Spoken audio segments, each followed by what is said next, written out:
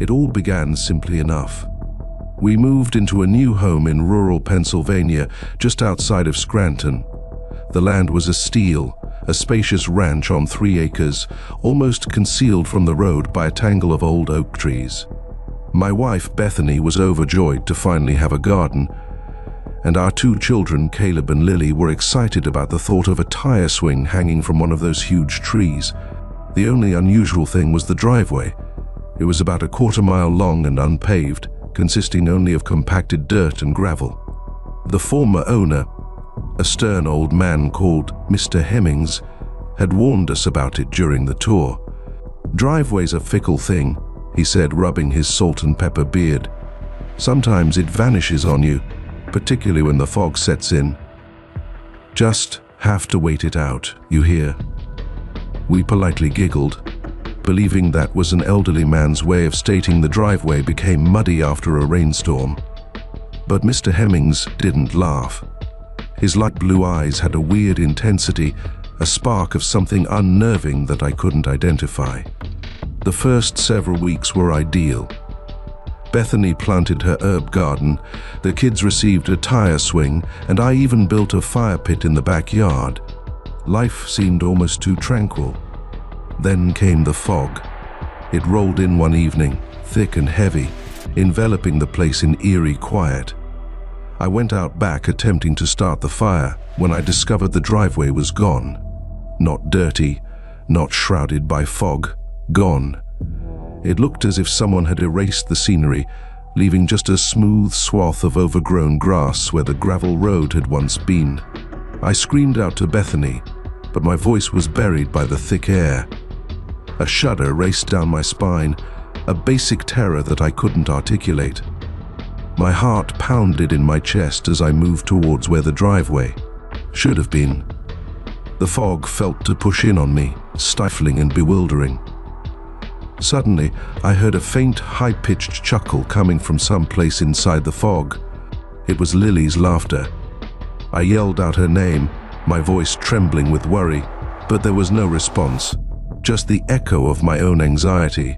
I lurched forward, my palms spread, the fog surrounding me like a ghostly cloak. I walked for what seemed like hours, the laughing becoming fainter and more distant. Just when I thought I was going insane, I saw a faint flickering light in the distance. As I neared, the light transformed into a lantern suspended from an aged wooden post. The driveway was just there under the lamp. It resurfaced as quickly as it had disappeared, the gravel road extending out in front of me like an invitation. I raced back to the home, my lungs burning and my thoughts racing. Bethany was in the kitchen, cooking supper, utterly unaware of my anxiety. The children were playing in the living room, and their laughter echoed throughout the home. I did not tell them what transpired that night. How could I describe something so completely impossible? But the dread persisted, becoming a chilly knot in my gut. I began avoiding the driveway after dark, my anxiety increasing with each passing day. One evening when the fog returned, I spotted him. Mr. Hemmings. He stood at the edge of the woods, barely visible through the whirling mist. He did not wave or recognize me in any manner. He just remained there, gazing, his pale eyes shining in the fading light. Then, as swiftly as he emerged, he disappeared. We moved out the next week. I couldn't stand the continual anxiety, the uneasy sensation that we weren't alone on that land. We left behind everything, even the tire swing, herb garden, and half-finished fire pit.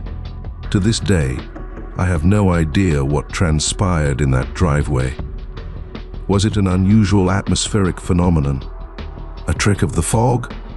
Or was it something else different? Something old and unknown lying under the surface of that supposedly perfect setting?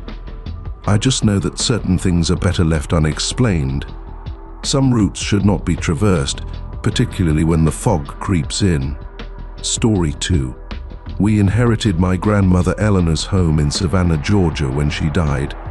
It was a stunning old Victorian with elegant gables and a large, inviting porch. Eleanor had always been a loner, preferring the companionship of her books and pets above the outside world. My wife Kendra and I viewed it as an opportunity for a fresh start, to get away from the hustle and bustle of Atlanta and raise our newborn baby, Ethan, in a more peaceful atmosphere. We had a strange feeling when we first moved here. It was impossible for me to pinpoint. The home was drafty, with creaking floors and the odd scurrying sound in the walls that you'd expect from such an ancient property. But it wasn't just that. It was a sense, a weight, that seemed to descend upon me whenever I was inside. Kendra dismissed it as stress from the move, but I couldn't escape the sense that we weren't alone. I began to hear sounds, usually whispers, faint and unclear, like the rustle of pages in a library. They constantly appeared to emerge from the walls, traveling from room to room and never remaining in one location for long. Kendra was out with her sister one night, and I was rocking Ethan to sleep in the nursery when I heard it again. The whisper. This time, however, it was clearer and closer. I strained to hear the words, my heart beating in my chest. "He hears us," a gruff, old voice hissed, sending shivers down my spine. I leaped up, hugging Ethan close, my gaze darting across the room. The murmuring immediately ceased, leaving an unnerving quiet. I investigated the closet, beneath the crib and behind the curtains, but nothing. Over the following 2 weeks, the whispers became more regular and forceful. I began losing sleep, my nerves were frazzled, and my mind was playing games on me. I tried to excuse it, telling myself it was simply the ancient pipes or the wind blowing through the eaves. But deep down, I felt there was much more. One evening, while looking up the history of the home online, I came upon an article about my grandma. It was a local news item from the 1950s about a series of unusual events at our location. According to the report, Eleanor was a suspect in her husband Arthur's disappearance, which occurred one stormy night. The police suspected foul play, but they never found any proof linking Eleanor to the murder. The report contained an image of Eleanor standing on the front porch of the home, her face pallid and drawn, her eyes hauntingly sad. As I glanced at the image, I realized with increasing horror that the whispers I had been hearing were just like her. That night, I was unable to sleep. The whispers seemed louder than ever, swarming about me, mocking me with their secrets. I laid in bed, trembling and my thoughts racing. I needed to know the truth. I got out of bed and headed downstairs to the attic. It was a dirty, cobweb-filled room crowded with ancient furniture and crates of forgotten items. I spent hours sorting through the chaos, my pulse racing with a combination of terror and excitement. I finally discovered it, a little leather-bound journal stashed away in the back of a dusty trunk. Eleanor owned the diary. Its pages held her deepest thoughts and secrets, her hopes and anxieties, and her darkest confessions. As I read through the fading print, a horrible reality started to emerge. Eleanor had been profoundly in love with Arthur, but their marriage had been stormy, marked by jealousy and distrust. One night, amid a furious fight, Arthur rushed out of the home, never to be seen again. Eleanor was upset by Arthur's disappearance, but she was also scared of being implicated in it. She had bricked up the entrance to a tiny crawl space in the attic, sealing Arthur's fate within the house's walls. I slammed the journal closed, my gut twisting. The murmurs seemed to get louder, whirling around me, mocking my newfound understanding. I lurched backward, my fingers brushing against the wall. To my astonishment, I felt a chilly air, and then I saw it, the faint trace of a door, just visible behind the worn wallpaper. I tore at the wallpaper, my pulse racing in my chest. Behind it, I discovered a little wooden door with a rusted latch. I wrestled with the latch, my hands quivering, until it finally sprung open. The crawl area was dark and claustrophobic, with a strong odor of rotting in the air. I took a deep breath and walked inside, my flashlight beam piercing the darkness. Then I saw him. Arthur. His skeleton bones were slumped on the dusty floor, his empty eye sockets accusingly glaring back at me. The murmurs intensified, whirling about me, their voices filled with hate and misery. I staggered back, my scream ringing across the empty home. I discovered the truth, but at what cost? The murmurs remained, locked behind the walls, a continual reminder of the gloom that pervaded my family's past. We left the home the following day, leaving behind the murmurs and secrets they contained. Some realities, I concluded, are better concealed. Certain buildings, like certain scars, never completely heal. Story 3. Valerie, my closest friend, was always into antique discoveries. She'd be at flea markets, antique stores, estate sales, and everything else you could think of, searching through dusty boxes and bargaining with shop owners. She had a keen eye for hidden gems and a talent for seeing beauty in the abandoned and neglected. One cold October day, she brought me to an estate auction at a vast old mansion on the outskirts of Asheville, North Carolina. The room was crammed with furniture wrapped in white sheets, shelves of yellowed books, and an array of knickknacks that seemed to have not been touched in decades. Valerie was, of course, in her element. She flitted from room to room, her eyes shining with enthusiasm, while I followed after her, feeling more uneasy. The air in the home was thick and stagnant, evoking the lingering aroma of old perfume and melancholy.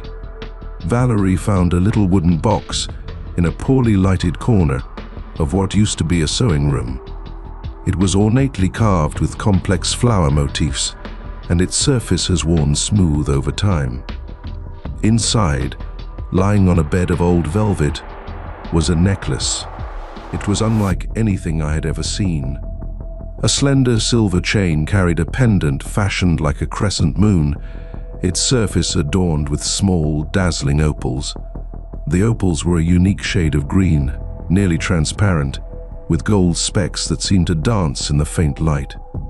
"Oh, Jasper," Valerie said, her voice hushed with amazement. "It's exquisite."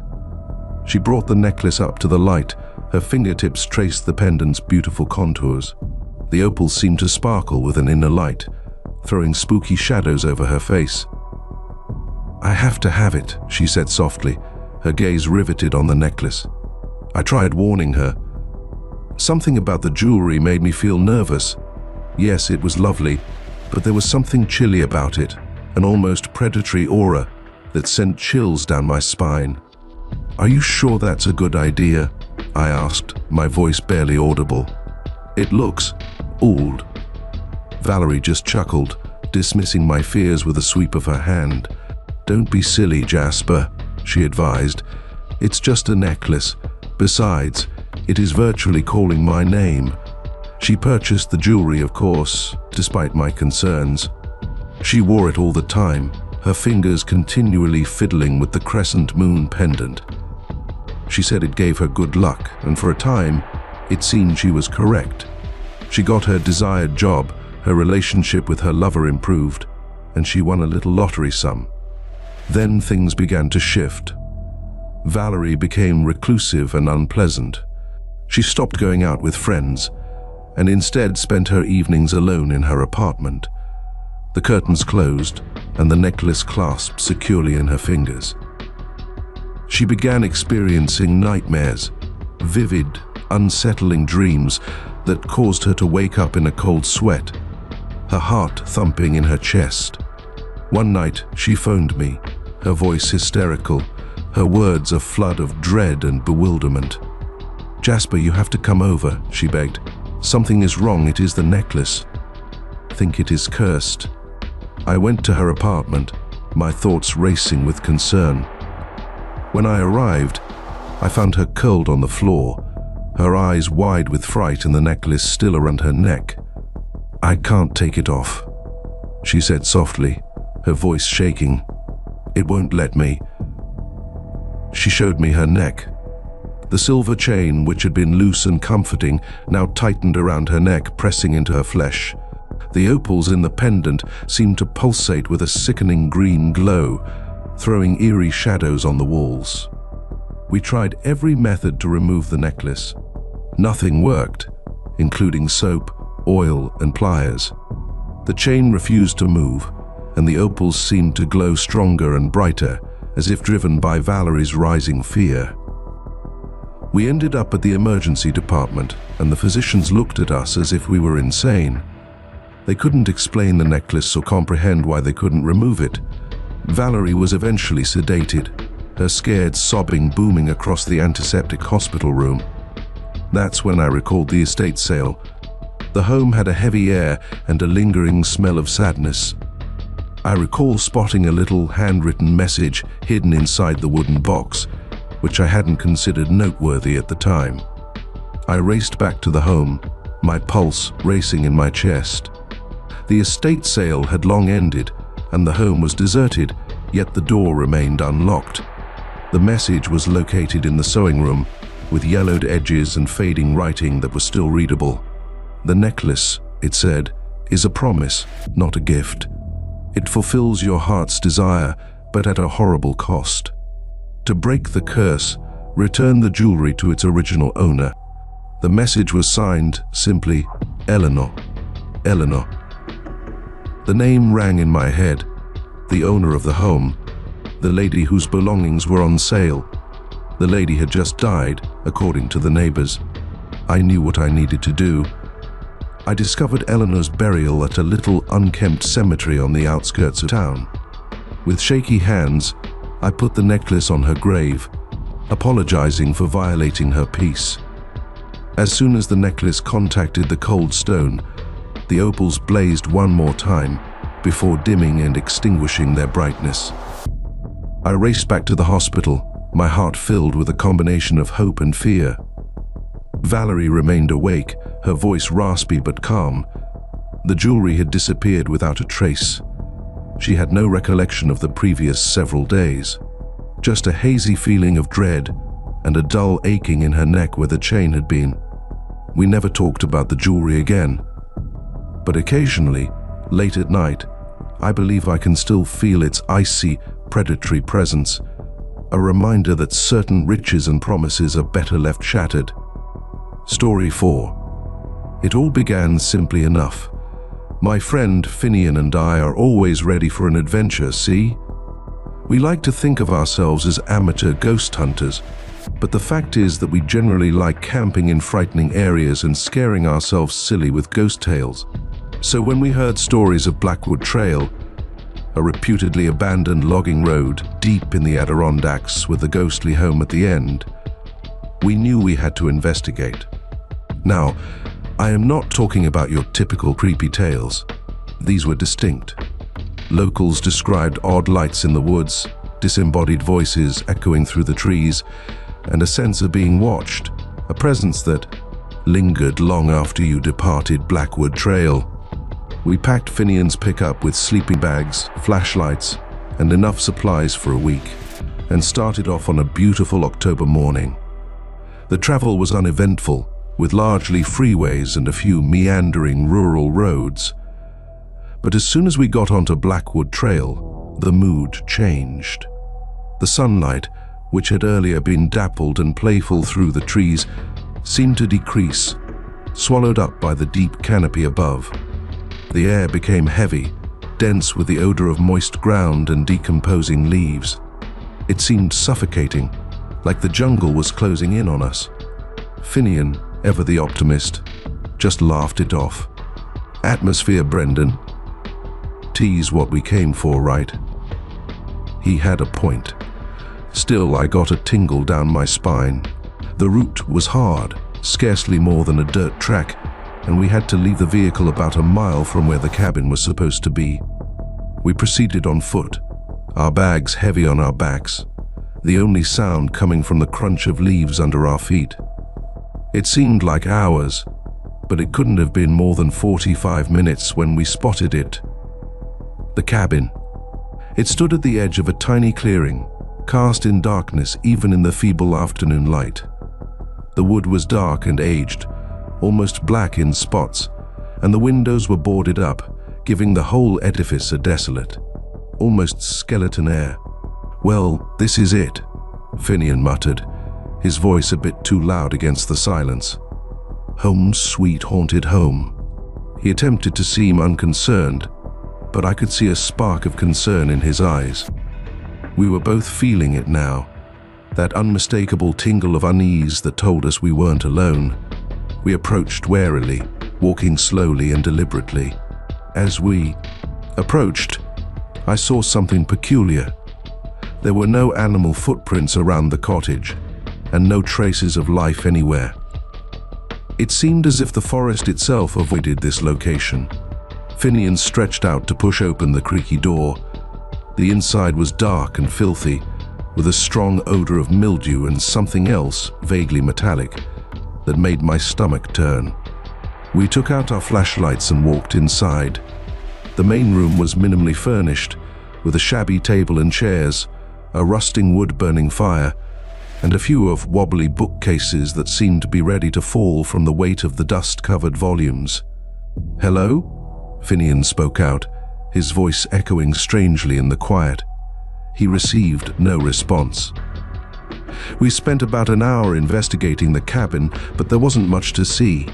A couple of vacant bedrooms, a little pantry with only cobwebs and a few rusting cans, and a root cellar that smelled so strongly of wet dirt and rot that we didn't dare to go any farther than the first step.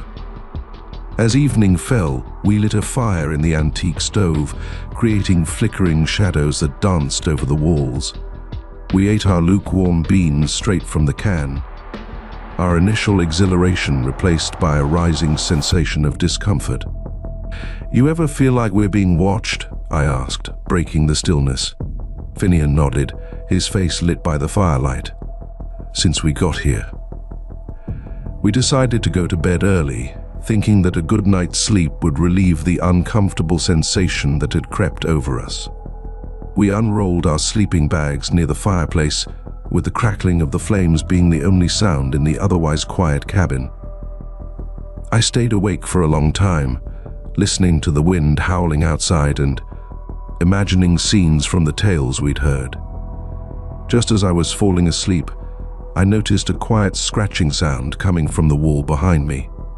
I sat up, my heart hammering against my chest. "Finian, you hear that?" He was already alert, his eyes wide. "Yeah." The scratching proceeded slowly and deliberately, as if something was attempting to claw its way through the wall. We grabbed our flashlights and moved toward the sound.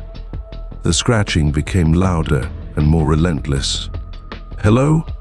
Finian cried out, his voice quivering slightly. The scraping instantly ceased. We waited and held our breath, but the quiet remained. Then, as quickly as it had stopped, the scratching again, this time on the other side of the room. We spun around, our spotlights lighting up the empty area. There was nothing there. The scratching continued throughout the night, going from one wall to another, always just out of reach. We never saw what was creating the sounds, but the inference was obvious. We weren't alone in that cabin. We packed everything and left as soon as daylight dawned. We didn't stop running till we got to Finian's vehicle. We never returned to Blackwood Trail. I still don't know what we faced in the cabin. But one thing's for certain. Certain things are better left alone. Story 5. My brother Dale and I were never city people. We grew up in Montana's backcountry, just outside of Kalispell, where the closest neighbor was a mile away, and the only noises at night were the wind whistling through the trees and the distant cry of coyotes. We spent our summers fishing for trout in Carter Creek, a twisting stream that ran through the heart of the forest, its banks filled with willow trees and wild berries. Dale and I planned to camp down by the creek for a few days in July, much as we did as kids. We packed our stuff, including fishing rods, sleeping bags, and a cooler full of beer and sandwiches, and ventured off into the woods, our boots crunching on the dry pine needle-covered ground. We discovered a clearing near the stream, perfectly sheltered by a canopy of tall pines. We pitched our tent, constructed a fire pit, and settled down for a night of fishing and brothers bonding. As the sun started to set, forming long shadows over the trees, we threw our lines into the water, the chilly air providing a nice respite from the day's heat. We spoke about everything and nothing, our voices soft and relaxed, the only noises being the blazing fire and the smooth ripple of the stream. Dale spotted it first. A faint scratching sound emanated from the trees behind our encampment. "You hear that?" he said, his face wrinkled. I listened carefully, my senses on high alert. The scratching continued, this time louder, like claws scraping across bark. "Probably just a raccoon," I responded, attempting to seem casual. But a shudder went down my spine. The sound was too purposeful and relentless to come from a harmless animal. We tried to ignore it, but the scratching became louder and closer, as if something out there was circling our campground. We could hear twigs snapping, leaves rustling, and something enormous breathing heavily as it moved through the bush. Dale took his flashlight and pointed it into the darkness, its brightness cutting through the woods like a beacon. However, there was nothing there, just unending rows of quiet, watchful trees. We spent a restless night gathered around the fire, nervous and tense, waiting for the slightest sound. The scratching continued occasionally, teasing and reminding us that we were not alone. By the morning, we were fatigued and nervous. We gathered our belongings and returned to the vehicle, our speed increasing with each step. We didn't say anything, but the worry was evident, hovering between us like a dense cloud. As we approached the edge of the woods, we heard it again, the scratches. This time, it was directly behind us, close enough to feel the heat of its breath on our necks. We turned, our hearts racing in our chests, and that's when we noticed it. A pair of eyes, burning like embers in the dawn light, stared at us from the shadows of the woods. The eyes were icy, predatory, and filled with a desire that chilled us to the core. We didn't wait to check who they belonged to. We raced, our legs pounding, our lungs burning, and the sound of our own fear reverberating in our ears. We didn't stop running until we reached the vehicle, our bodies quivering and breathing in frantic breaths. We never returned to Carter Creek. We never discussed what we witnessed that night, neither with each other or anybody else. But the recollection stayed, a black mark on our early memories, a warning that certain places and things are better left alone. To this day, I can hear the scratching in my dreams, a terrible reminder of the night we were pursued by something we couldn't see, couldn't flee, and that still lingers in the depths of our memory. Story 6. This occurred almost 5 years ago, just outside of Effingham, Illinois. I was traveling home from a business trip in St. Louis late, far after midnight. The rain was falling in sheets, the type that makes you grasp the steering wheel harder and hope your headlights don't fail you. Route 41 was empty, just me and the repetitive swish of my wipers fighting the rain. Up ahead, I saw a person crouched beneath the dim light of a streetlight. A hitchhiker. Now I know not to pick up strangers, particularly on a night like tonight. My mommy reared me correctly, but something about the lone person, the way their shoulders dropped with each blast of wind, spoke to me. I slowed down and pulled up beside them. It was a young lady, perhaps under the age of 20. Her face was pallid, with black, stringy hair stuck to her brow. She wore a small, soaked-through jacket that provided little protection from the incessant rain. "Need a lift?" I cried out, sliding the window down just a bit. She glanced up in surprise, her eyes wide and reflecting the red glow of my taillights. She gazed at me for a time before softly nodding and rushing to the passenger side. As she climbed in, carrying the cold of the rain, I got a glimpse of her face in the faint light. Her features were delicate, even beautiful, but her eyes had a haunting, desperate appearance. "Thank you," she said quietly, her voice barely heard over the rain. You have no idea." "No problem," I said, attempting to seem nonchalant. "Where you headed?" "Just down the road," she said, her eyes fixated on her lap. "Anywhere's fine." Something about her manner, the way she avoided eye contact, put me on edge. But I attempted to shrug it off. Perhaps she was simply bashful or had a bad night. We traveled in quiet for a time, the only noises being the rain and the faint hum of the engine. I attempted to make small chat, asking about her night and where she was going, but her replies were brief, almost monosyllabic. Then she did something unusual. She stretched out and stroked my arm, her fingers cold and clammy on my flesh. "Turn here," she replied, her tone suddenly hard and forceful. I looked at her, and then at the road ahead. It was a small side road, little wider than a dirt track, vanishing into the darkness. "I'm not sure about that," I said, slowing down. "Looks pretty rough."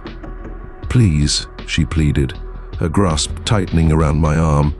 "I need to go this way." Her voice had a plaintive quality that I could not ignore. Against my better judgment, I took the side road. The farther we traveled, the rougher the road got.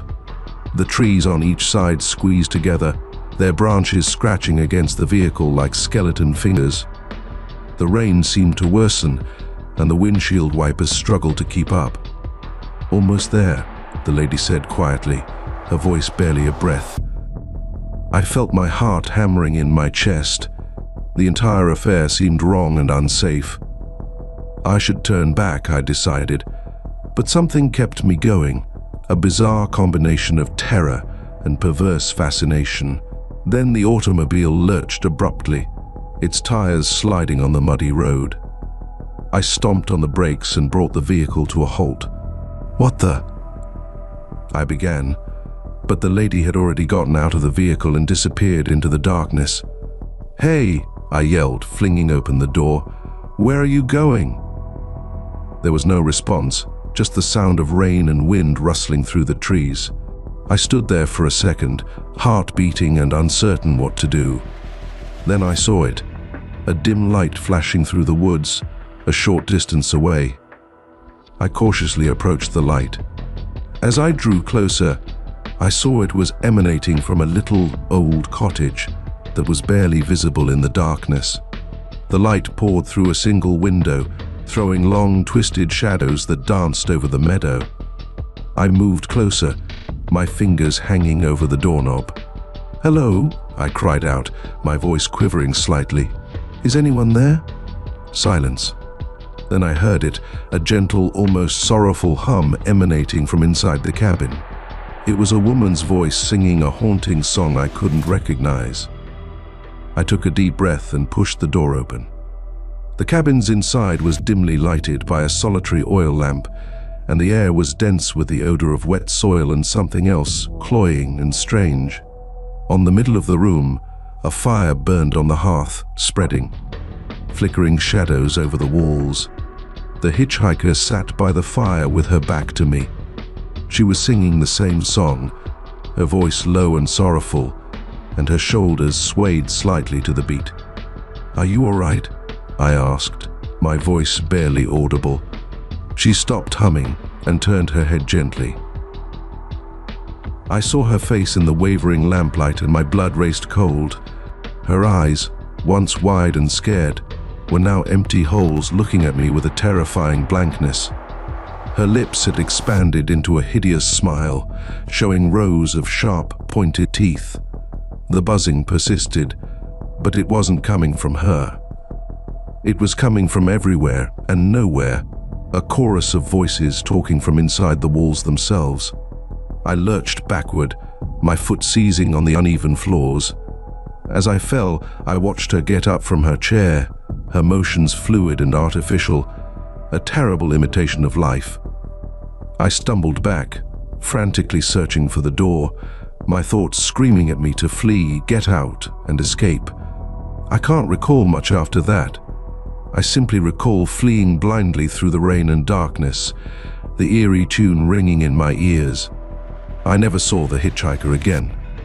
but occasionally late at night, when the rain is pounding against my windows, I can still hear that sorrowful humming, whispering in the wind.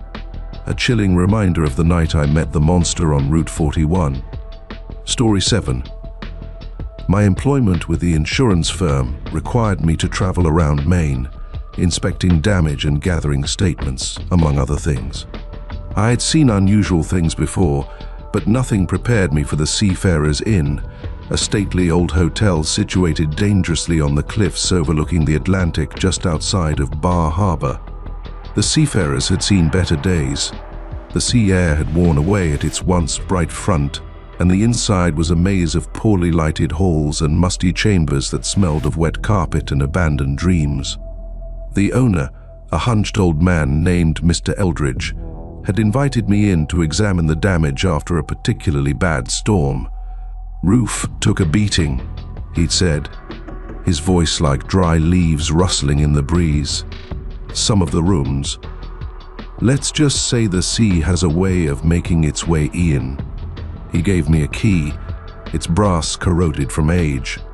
"Room 213, he replied, his light blue eyes fixed on me. "Do not remain in there after dark. OT if you value your sleep." I should have listened to his warning, but I was exhausted, and the storm had knocked out the electricity in much of town, leaving me with little choice but to spend the night at the inn. Room 213 was at the end of a long, drafty corridor, with the door slightly ajar. I pulled it open slowly, my torch beam cutting through the darkness. The room was tiny and poorly furnished, with a single iron-framed bed, a chipped vanity table, and wardrobe doors that wouldn't shut correctly. The air was heavy with the odor of mildew and salt, and a faint, repetitive tapping sound appeared to come from the walls, like waves breaking against the cliffs below. I shivered and pulled my jacket tightly about me. As I moved across the room, I noticed something unusual about the vanity table. Its surface was coated in a thin layer of dust, leaving just a single round patch that was spotlessly clean. In the middle of the spotless circle was a tiny, silver-backed hand mirror, its surface reflecting the low light from my flashlight. I took up the mirror, feeling the cool metal on my hand. The mirror looking back at me was mine, but there was something off about it. An uneasy flicker in the eyes, a hint of something old and unknown. I hurriedly lowered the mirror, my heart beating in my chest.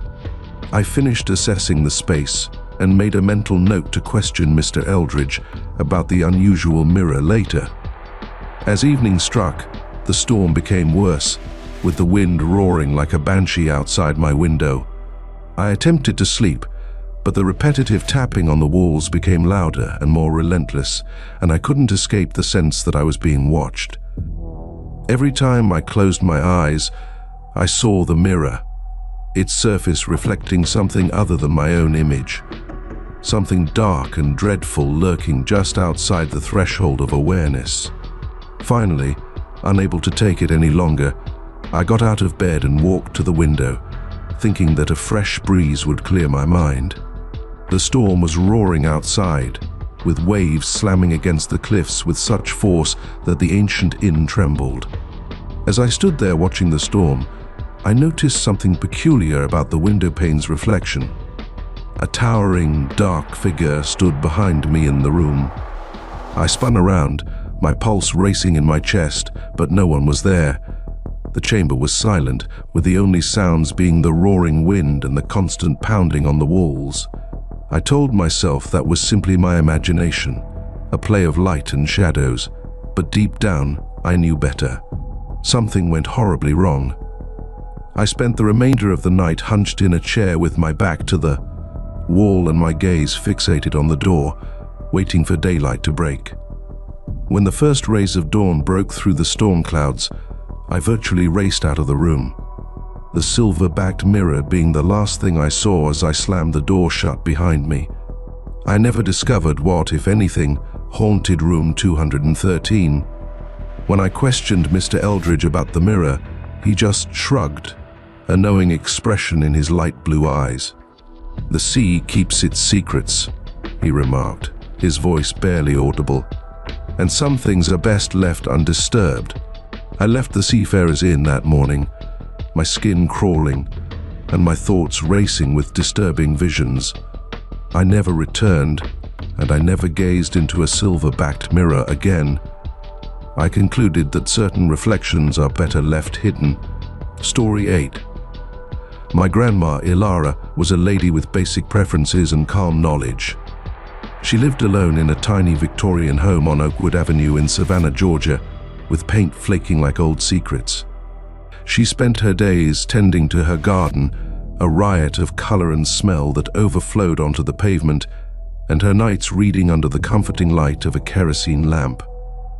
She was also the most superstitious person I know. She refused to allow mirrors in the home, save for a little, tarnished one in the bathroom, whose surface was continuously fogged. She argued that mirrors were portals, reflecting not just our appearance, but also views of the unseen and undesirable. "They steal pieces of your soul, child," she would remark, her voice low and her eyes remote. Best not to tempt fate. I was young and naively bold, so I rejected her warnings as old wives' tales.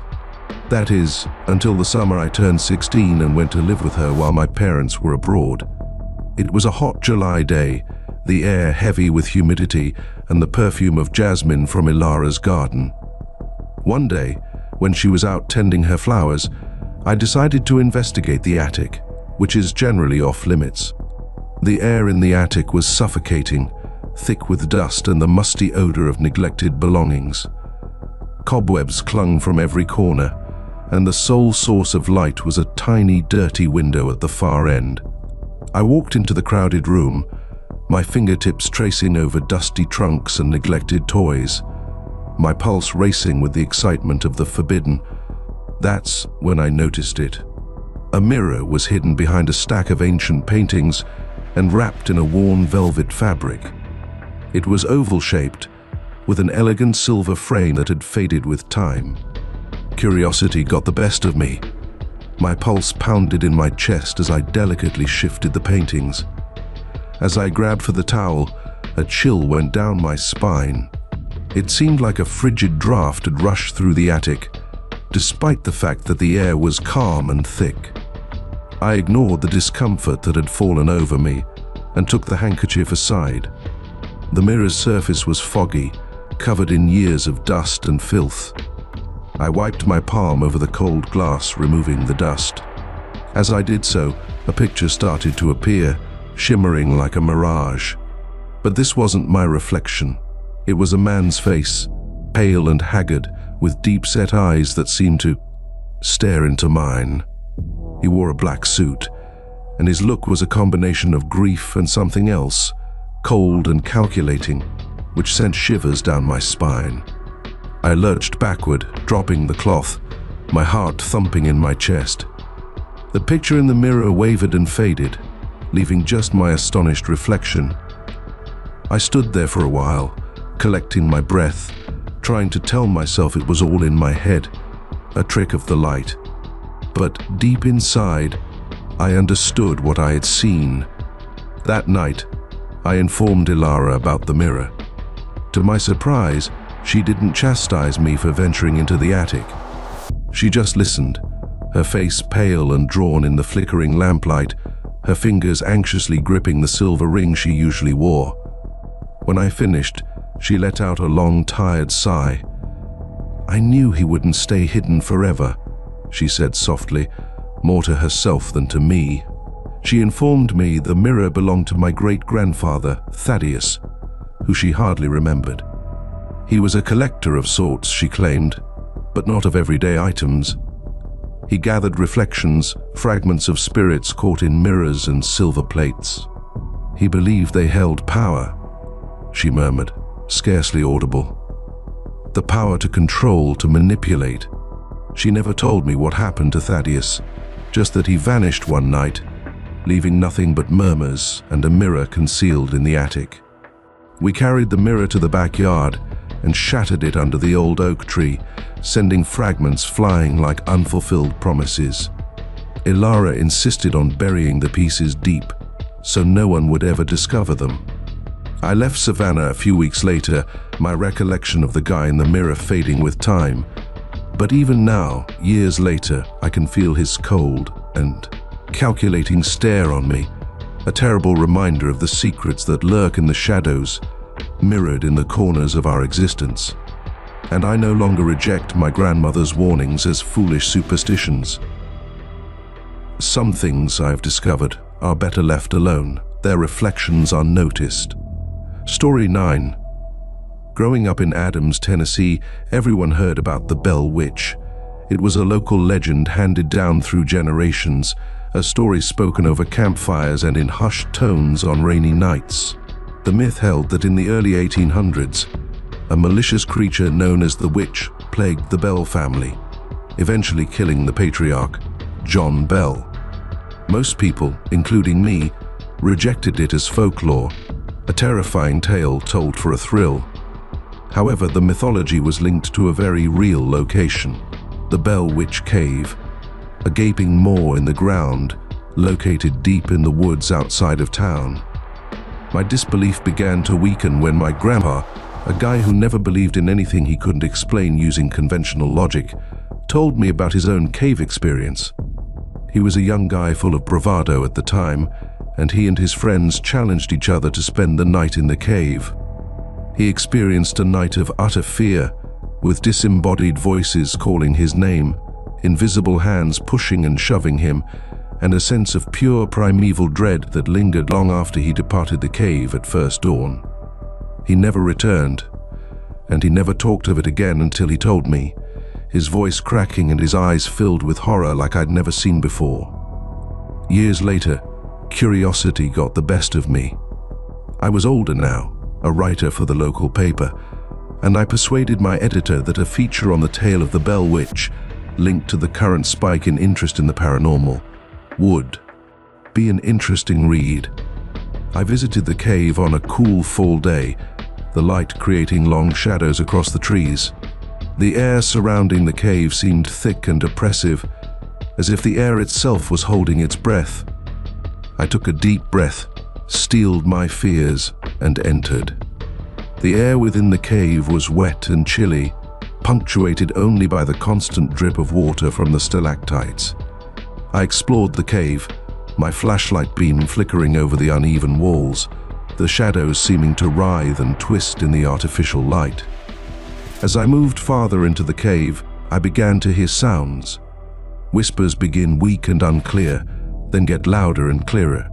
They seem to be emanating from the walls themselves, spinning about and tormenting me. I could pick out words and phrases, but they made no sense, a tangle of voices babbling in tongues. Then I overheard it. "This is my name," spoken in a voice that sent shivers down my spine. A voice filled with venom and hatred. I froze, my blood turning to ice in my veins. The flashlight slid out of my grip and clattered on the granite floor, throwing me into darkness. Panic sprang up inside me, threatening to engulf me. I struggled for the flashlight, my hands trembling so severely that I could hardly hold it. When I eventually turned it on, the beam showed something scratched on the cave wall in what seemed to be charcoal. "Leave this place," it said, "or suffer the consequences." The letter was clumsily scribbled, but the intention was apparent. I did not need to be warned again. I whirled around and sprinted, climbing over boulders, my pulse thumping in my chest. I didn't stop running until I emerged from the cave and into the relative safety of the trees. I never returned to the Bell Witch Cave. I never published an article on the tale. I concluded that certain tales are better left unsaid. Some locations are better left alone. However, the incident made a lasting impression on me. I couldn't escape the impression that something in that cave, old and terrible, was aware of and watching me. And occasionally late at night, when the wind whips outside my window, I can still hear that voice murmuring my name, a terrible memory of the day I learned about the Bell Witch tale. Story 10. The old phonograph was my legacy, a relic from my great-aunt Cordelia, whom I'd never seen but whose oddities were talked about in hushed tones at family gatherings. It came on a rainy November day, brought by a stoic guy with worn eyes and a delivery slip smelling somewhat of mothballs and sorrow. The phonograph was housed in a worn wood cabinet, its brass horn glimmering dimly like a tarnished trumpet. My wife Bethany wasn't delighted. "It's creepy, Jasper," she murmured, wrinkling her nose in disgust. "Don't we have enough dusty antiques cluttering the house?" I was, nevertheless, intrigued. The phonograph had a particular fascination, a quiet promise from a bygone period. It was like grasping a piece of history, a concrete connection to a past I had never known. I disregarded Bethany's complaints and began cleaning the phonograph, meticulously polishing the brass, oiling the gears and dusting the velvet inside of the cabinet. As I worked, I uncovered a concealed chamber under the turntable. Inside, tucked in worn velvet, was a collection of shellac records, their labels brittle from age. The titles were scribbled in exquisite calligraphy and included names like Moonlight Sonata and Clair de Lune, as well as more cryptic ones like The Whisperer and The Lament of Lost Souls. That night, after Bethany had gone to bed, I carefully put one of the recordings, The Whisperer, on the turntable. The shellac was frail, and the grooves had worn smooth in parts. I lowered the needle, ready for the scratchy waltz or melancholy piano tune I was expecting. Instead, a voice filled the space. It was a man's voice, deep and powerful yet strained, as if captured from a distance or through a curtain. It talked not of love or sorrow, but of shadows and secrets, things best kept hidden. "They listen," the voice rasped, each syllable accompanied by a hiss of static. "They observe from the corners and reflections. Hey, feed on fear and regret." I sat there, riveted, with shivers going down my spine. The voice was disturbing, with a terrifying intensity that made my skin tingle. Over the following several days, I became fixated with the phonograph and its mysterious messages.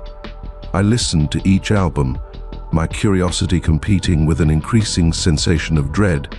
The voices talked of old rights, contracts with invisible entities, and a darkness lurking just beyond human vision. Bethany became extremely apprehensive. "Jasper, you're letting this consume you," she murmured one evening, her voice tense with concern. "It's just an old phonograph. Ho's recordings are simply stories, fictional tales intended to entertain, but I couldn't escape the notion that there was more to it, a reality lurking beyond the static and cryptic murmurs. I began seeing things, shadows moving in the corners of my eye, and hearing voices in the depths of night. One night, I awoke to the sound of the phonograph playing. I had not left it running. I crept downstairs, my heart beating against my chest. The living room was bathed in the strange glow of streetlight, which filtered through the drapes and created long, twisted shadows over the walls. The phonograph was playing The Lament of Lost Souls, which sounded distorted and nearly painful. As I neared the gramophone, I saw a man standing in the corner, cloaked in darkness. It was tall and slim, and its shape shifted and wavered like smoke. I froze, my breath stuck in my throat. The apparition turned towards me, and for a brief time, I could see its face. It was thin, almost skeletal, with eyes that glowed like coals in the darkness. Then it was gone, just as fast as it arrived. The phonograph became quiet, its needle scraping continuously in the record groove. I stood there for a long time, my heart thumping in my chest, the only sound breaking the quiet being my own rapid breathing. The following day, I placed the phonograph and records into a container and transported them to the attic. I have not touched them since. Sometimes late at night when the house is still, I believe I can hear the faint notes of the phonograph, a melancholy lament echoing from the attic, a terrifying reminder of the darkness that whispers just beyond our vision. Story 11. My family had owned the ancient home on Harbinger Lane for decades, a towering Victorian estate situated on a windswept hill overlooking the tranquil hamlet of Crestfall, Maine. It was a place of fading grandeur and whispered secrets, a storehouse for memories both treasured and best forgotten. My grandmother, Eleanor, died in her sleep at the age of 92, so I, Elias Thorne, inherited the home. She was the last of her family, a fiercely independent lady who had lived alone in that massive mansion for as long as I could remember. Even as a youngster, I was captivated to the home, despite its dismal exterior and the scary tales my grandmother told about what went bump in the night. There was a sad beauty to its ruin, as if history was inscribed into its very walls.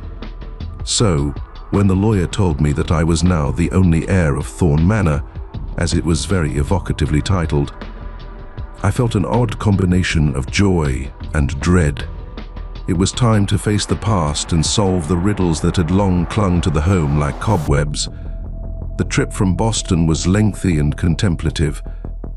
The air in late October was crisp and scented with wood smoke and decaying leaves, an appropriate perfume for a kind of homecoming. As I turned into Harbinger Lane, the setting sun created long skeleton shadows over the road, and the wind murmured through the trees like a melancholy groan. The home loomed before me, its silhouette standing out against the dusk sky. The paint was flaking, and the formerly vivid hues had faded to a ghostly grey. The windows, black and empty, peered back at me like a vigilant sentinel. I parked the vehicle in the overgrown driveway and got out, my breath caught in my throat as a blast of wind blew around me, rustling the dead leaves under my feet. The air was thick with the aroma of moist dirt and something else, a faint metallic odor that made my stomach turn. Unlocking the hefty oak door, I went inside, the hinges creaking in. Protest after years of neglect. The air inside was stuffy and dusty, with the only light coming in through the dirty windows, putting the inside in constant shadow. The home was a maze of poorly lighted passageways and enormous chambers, punctuated only by the groaning of floors under my boots. Cobwebs clung from every corner, and the air was thick with the odor of decay and forgotten items. I spent the next 3 days attempting to restore some kind of order to the turmoil. I aired out the rooms, dusted furniture wrapped in sheets that disintegrated when I touched them, and went through boxes full of old pictures and yellowed letters. During one of these cleaning sprees, I discovered a secret area behind a bookcase in the library. The bookcase, its shelves piled high with leather-bound volumes on forgotten topics, opened inward with a sigh, exposing a small entryway. As I went inside, my heart hammered with both eagerness and anxiety. The room was tiny and minimally furnished, with just a single dusty window as a source of light. With the middle of the room stood a massive wood desk, its top covered with papers and weird trinkets. I spent hours going over the contents of the desk, putting together bits of my family's past. There were notebooks packed with my grandmother's exquisite calligraphy, describing her life in the home and hinting to a darker side to the ostensibly lovely village of Crestfall. There were also weird paintings, elaborate designs of symbols and animals that seemed to writhe on the paper, their eyes glowing with a disturbing intensity. Then there were the photos. The photos were the most upsetting. They represented individuals, mostly townspeople, with distorted looks of terror and suffering. Their huge, gazing eyes appeared to follow me as I went, and their mute cries echoed in the silence of the room. As I investigated more into the secrets of the home and the town it overlooked, I started to encounter unusual and unpleasant events. Doors would slam shut on their own, footsteps reverberated in the middle of night, and whispering seemed to come from the walls themselves. One night, while I lay in bed, unable to sleep, I heard a blood-curdling scream from someplace deep within the home. I took the heavy iron poker from by the fireplace and carefully made my way downstairs, my pulse thumping in my chest. The sound led me to the attic, a big cavernous room littered with old furniture and coated with dust. The air was thick with the aroma of mildew and something else, cloying and old. As I walked into the attic, the floorboards creaked ominously under my weight. I saw her. She stood in the middle of the room, bathed in faint moonlight that filtered through a shattered window. Her back was to me, and her long white hair cascaded down her back like a waterfall. "Grandmother?" I cried out, my voice quivering slightly. She made a leisurely turn, the moonlight illuminating her features. It was her, but it wasn't. Her eyes, once warm and full of life, were now frigid and lifeless, like shards of ice. Her lips had expanded into a hideous smile, showing rows of sharp, pointed teeth. I lurched backward, my foot snagging on a loose floorboard. As I fell, I saw her move inhumanly quickly, her eyes glowing with a cold, predatory desire. I rushed back, searching for the trapdoor, my thoughts screaming at me to flee and escape. I closed the trapdoor behind me, the sound reverberating throughout the home like a funeral knell. I didn't sleep for the remainder of the night. The following morning, I packed my luggage and escaped Thorn Manor, leaving behind the mysteries and gloom that had plagued my family for centuries. I've never returned to Harbinger Lane. The home still remains, looming above Crestfall, a haunting reminder of the inheritance I left behind. Story 12. The abandoned Ashton Asylum was on a barren stretch of roadway just outside of Blackwood, Pennsylvania, decaying monument to forgotten pain and whispered evil. It was a spot cloaked in local tradition, a festering wound on the terrain that most people avoided, their gazes slipping away as if it might infect them with its gloom. My name is Silas, and I'm a photographer who is fascinated to the bleak beauty of abandoned locations and the tales inscribed into their crumbling walls. Ashton Asylum, with its dark past and disturbing reputation, was a siren call I couldn't resist. Locals reported stories of patients being driven insane by invisible tormentors, of cries echoing down the empty hallways at night, and of a gloom that hung over the place like a veil. They said the institution was haunted, which I normally rejected as superstitious rubbish, but there was something about Ashton Asylum that sent shivers down my spine. The way the shadows appeared to thicken around its decaying exterior, the wind that moaned through its shattered windows. I arrived to the institution on a dreary November day, the sky thick with unrelenting rain. The wind whistled through the skeleton trees that flanked the long, overgrown driveway, their branches scratching against my vehicle like skeletal fingers. The institution itself was a large 3-story Victorian edifice, its once grand front now marred by neglect and deterioration. The windows were boarded up, several were smashed, with sharp edges like broken teeth. The paint peeled off the walls like scabs, exposing the naked masonry underneath. Ignoring my discomfort, I grabbed my camera bag and tripod and approached the main entrance. The big oak doors were fastened shut, but one dangled perilously from its hinges, groaning repeatedly in the breeze like a melancholy moan. I squeezed across the gap, my pulse beating in my chest. The air within was heavy with dust and the stench of mildew and decay, a potent scent that told of many years of neglect and human agony. The main corridor stretched before me, weakly lighted by the meager sunshine that filtered through the dirty windows. The walls were covered with peeling paint and fading paintings, their formerly vibrant hues now subdued and hideous. I spent hours wandering inside the institution, clicking my camera to capture the lonely beauty of its deterioration. I wandered through the patient wards, their beds stripped naked, their bedding tattered and filthy. I glanced inside the treatment rooms, where the rusting tools were still placed as if waiting for the next unlucky person. The quiet was stifling, interrupted only by the sound of my own footsteps echoing through the empty hallways, and the odd scuttling sound that sent chills down my spine. As the day progressed, the light faded, creating long, twisted shadows on the walls. I was attracted to the asylum's chapel, a vast room at the end of a long, echoing corridor. The church was in ruins, its stained glass windows shattered and strewn on the floor like broken promises. The hymnals were strewn and destroyed when the pews were upturned.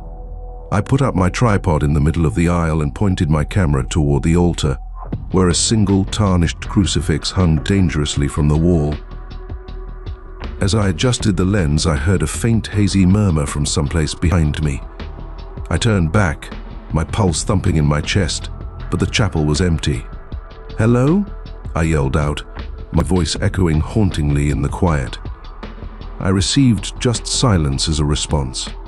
I attempted to dismiss the dread that had fallen over me, blaming the whisper on the wind blowing through the shattered windows.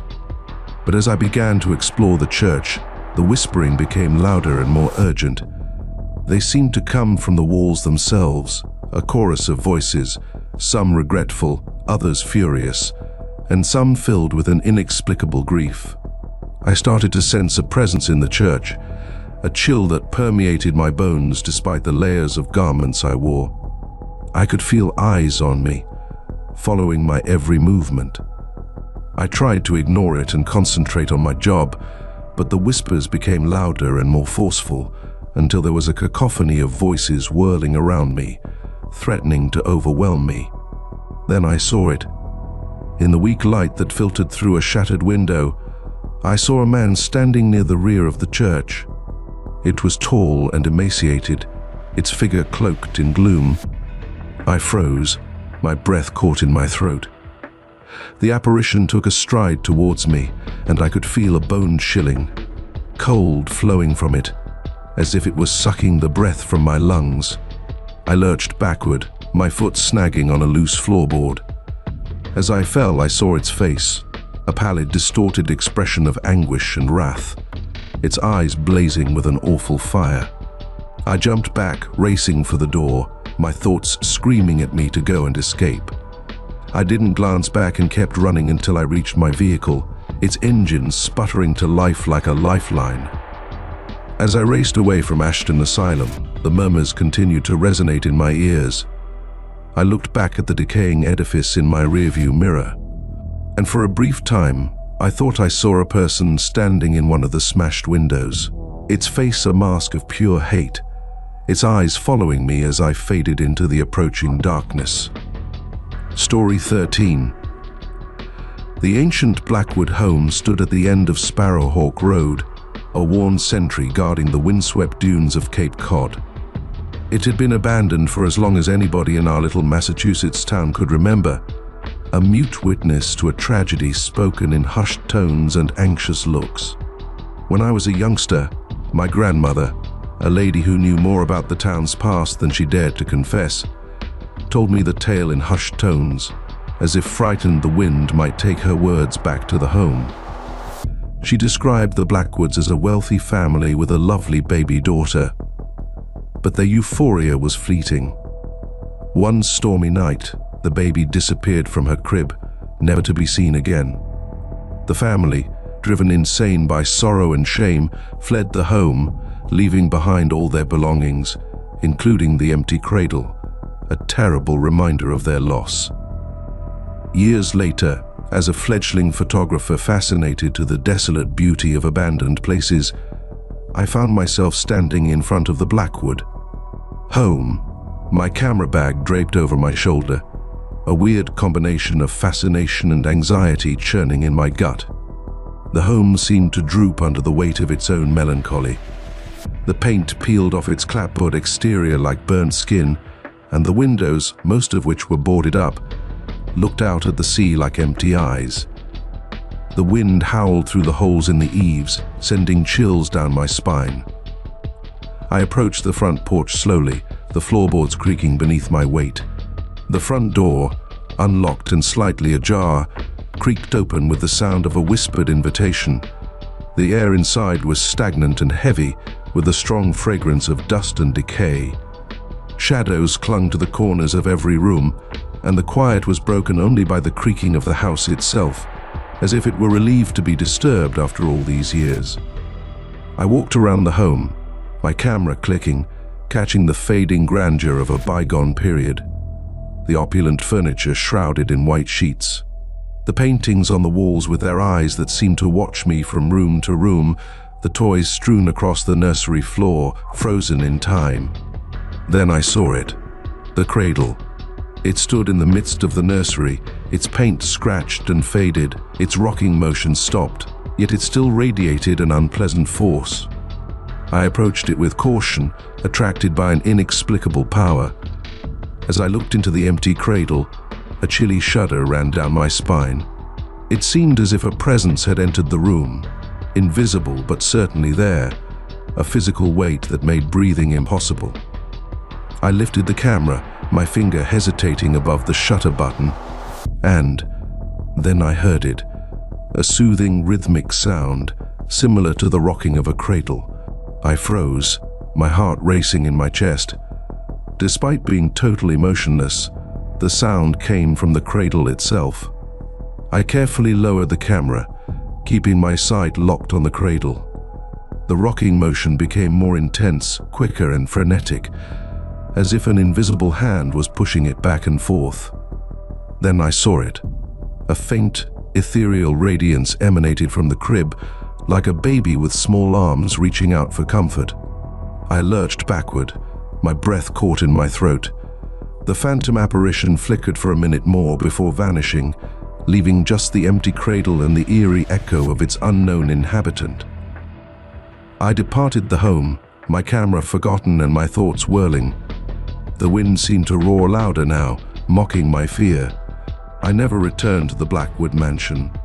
The photographs I took that day stayed undeveloped and hidden away in a drawer, a terrifying reminder of the invisible ghost that haunted the empty cradle on Sparrowhawk Road. The Blackwood home still exists today, a quiet sentinel overlooking the sea, a memorial to a tragedy that time cannot erase. And occasionally, on stormy nights, when the wind whips through the dunes, I can still hear the faint rhythmic sound of a cradle rocking.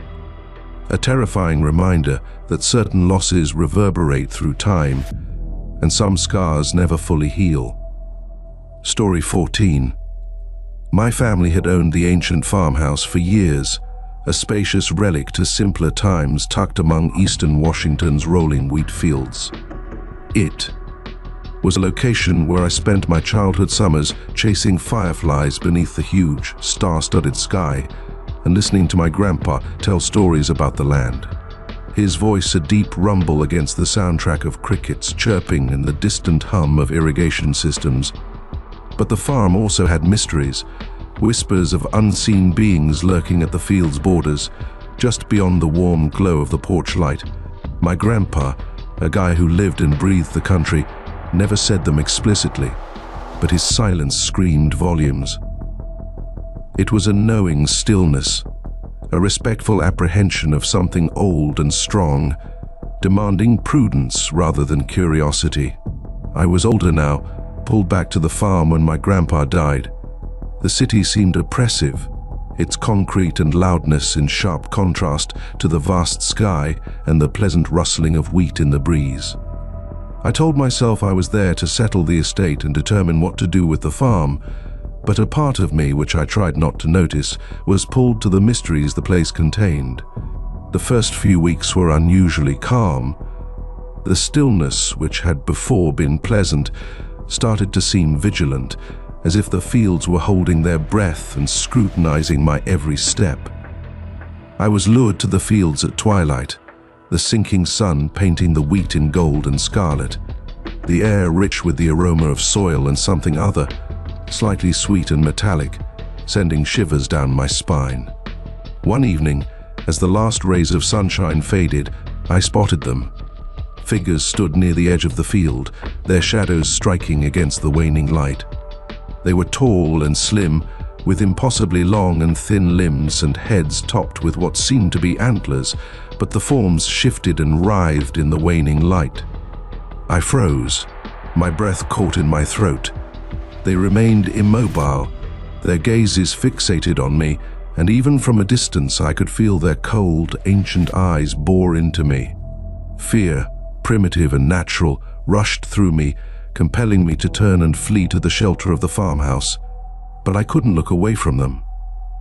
Their mute stare kept me hostage, as if their sheer presence violated something holy, a boundary I shouldn't have crossed.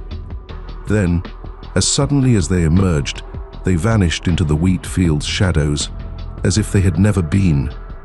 I staggered back to the farmhouse, my pulse thumping against my ribs, and the picture of those people imprinted in my consciousness. I attempted to explain what I had seen as a trick of the light, a fabrication of my mind, anything save the awful fact that something old and invisible was watching over these fields. Sleep provided no escape. My nightmares were tormented by those beings, their eyes shining with an unsettling light, their murmurs slithering through the wheat stalks, offering knowledge and power at a price I couldn't afford. The following morning, I discovered my grandfather's notebooks stashed away in the attic, their leather covers brittle from age and the pages filled with his spidery writing. As I went through them, a sensation of dread overcame me, confirming what I had already suspected. He described the Watchers as ancient entities bound to the soil, guardians of the harvest, and keepers of secrets better kept buried. He discussed their strength, indifference to human matters, and the significance of respecting their borders, such as never going into the fields after sunset. I realized then that I couldn't remain. The farm, which had previously provided solace and safety, now seemed stifling, the air heavy with unseen eyes and muttered threats. I packed my belongings, leaving behind the heritage of generations, the mysteries of the land, and the terrible realization that certain things are better left alone. As I drove away, the sinking sun sending long shadows over the fields, I swear I saw them again, the Watchers, standing quietly at the edge of the wheat, their gazes following me, a silent goodbye or even a warning. The land is still in the family, but I never returned. The city, with all of its noise and commotion, suddenly seemed secure, a fragile refuge from the ancient, watchful calm of the wheat fields and the monsters who lurked inside their golden depths. Story 15. The antique store on Willow Creek Road was a maze of forgotten treasures and dusty antiquities, its shelves brimming with the abandoned remains of innumerable lives. It was the kind of setting that pulled me in, as a treasure hunter at heart, constantly on the lookout for a narrative buried behind layers of time and neglect. Mr. Silas Blackwood, the shop's owner, studied me with sharp, bird-like eyes from behind the counter, his fingers absently stroking a tarnished silver locket. "Something catch your eye, young lady," he rasped, his voice like dried leaves rustling in the breeze. I smiled pleasantly, my eyes wandering over the jumbled shelves. "Just browsing, thank you," I said, my fingertips wandering over a cracked porcelain doll with empty eyes and an unsettlingly realistic grin. I walked farther into the store, the air dense with the aroma of beeswax and ancient paper, a symphony of forgotten odors that transported me to another era. I brushed my fingertips over a velvet-lined jewelry box whose contents were long gone, then looked into a tarnished silver hand mirror, its image skewed and frightening. Then I saw it. A picture sat on a dusty shelf, tucked between a cracked vase and a porcelain figure missing one arm. It was a tintype, with aged and faded borders and a fractured glass plate to preserve the surface. The snapshot showed a young lady with her black hair drawn up in a strict bun, and her eyes looking straight at the camera with such intensity that it sent shivers down my spine. She wore a high-collared black dress with rigid, harsh fabric, and her hands, held firmly in her lap, were studded with an assortment of rings, their stones gleaming dully in the dim light. But it was her eyes that had me captivated. They were dark and penetrating, filled with a combination of melancholy and something else, something cold and calculating that seemed to penetrate my soul. I gently took up the tintype, my fingertips brushing across the cool glass. As I did so, I felt a weird energy rush through me, a tingling feeling that began in my fingers and traveled throughout my body like a shock. "She's a beauty, isn't she?" Mr. Blackwood's voice surprised me. He had appeared alongside me, as quiet and unexpected as a shadow. I nodded, keeping my attention fixated on the lady in the image. "Who is she?" I asked, my voice barely audible. Mr. Blackwood laughed in a harsh, rasping tone. "That, my dear, is Serafina," he said, his eyes flashing with an unusual radiance. "A collector of sorts." "A collector?" I repeated, my interest aroused. "A collector of what?" Mr. Blackwood leaned in, his breath warm and foul on my eardrum. "She collected souls," he said quietly, barely heard over the ticking of an old clock on the wall. I trembled, a combination of intrigue and disgust sweeping over me. "That's impossible," I murmured, attempting to be dismissive, but my voice quivered with uneasiness. Mr. Blackwood grinned slowly, with an unpleasant curve of his lips. "Not impossible, my dear," he said. "Just improbable. But Serafina could bend the unlikely to her desire." He went on to inform me that Serafina was a rich socialite who lived in the town a century ago. She was fascinated with immortality, with defying death and retaining her beauty for all time. She believed that by capturing the essence of a soul, she could somehow preserve her own, Mr. Blackwood remarked in a hushed, secretive tone. He said that Serafina utilized her beauty and money to entice unwary victims, trapping their souls inside the artifacts she acquired, such as paintings, jewelry, and even mirrors.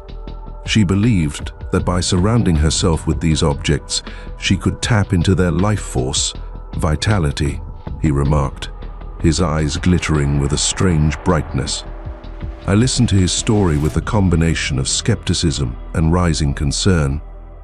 It was a terrifying narrative, but it was just a fiction, conjured up by a lonely old man surrounded by remains of the past.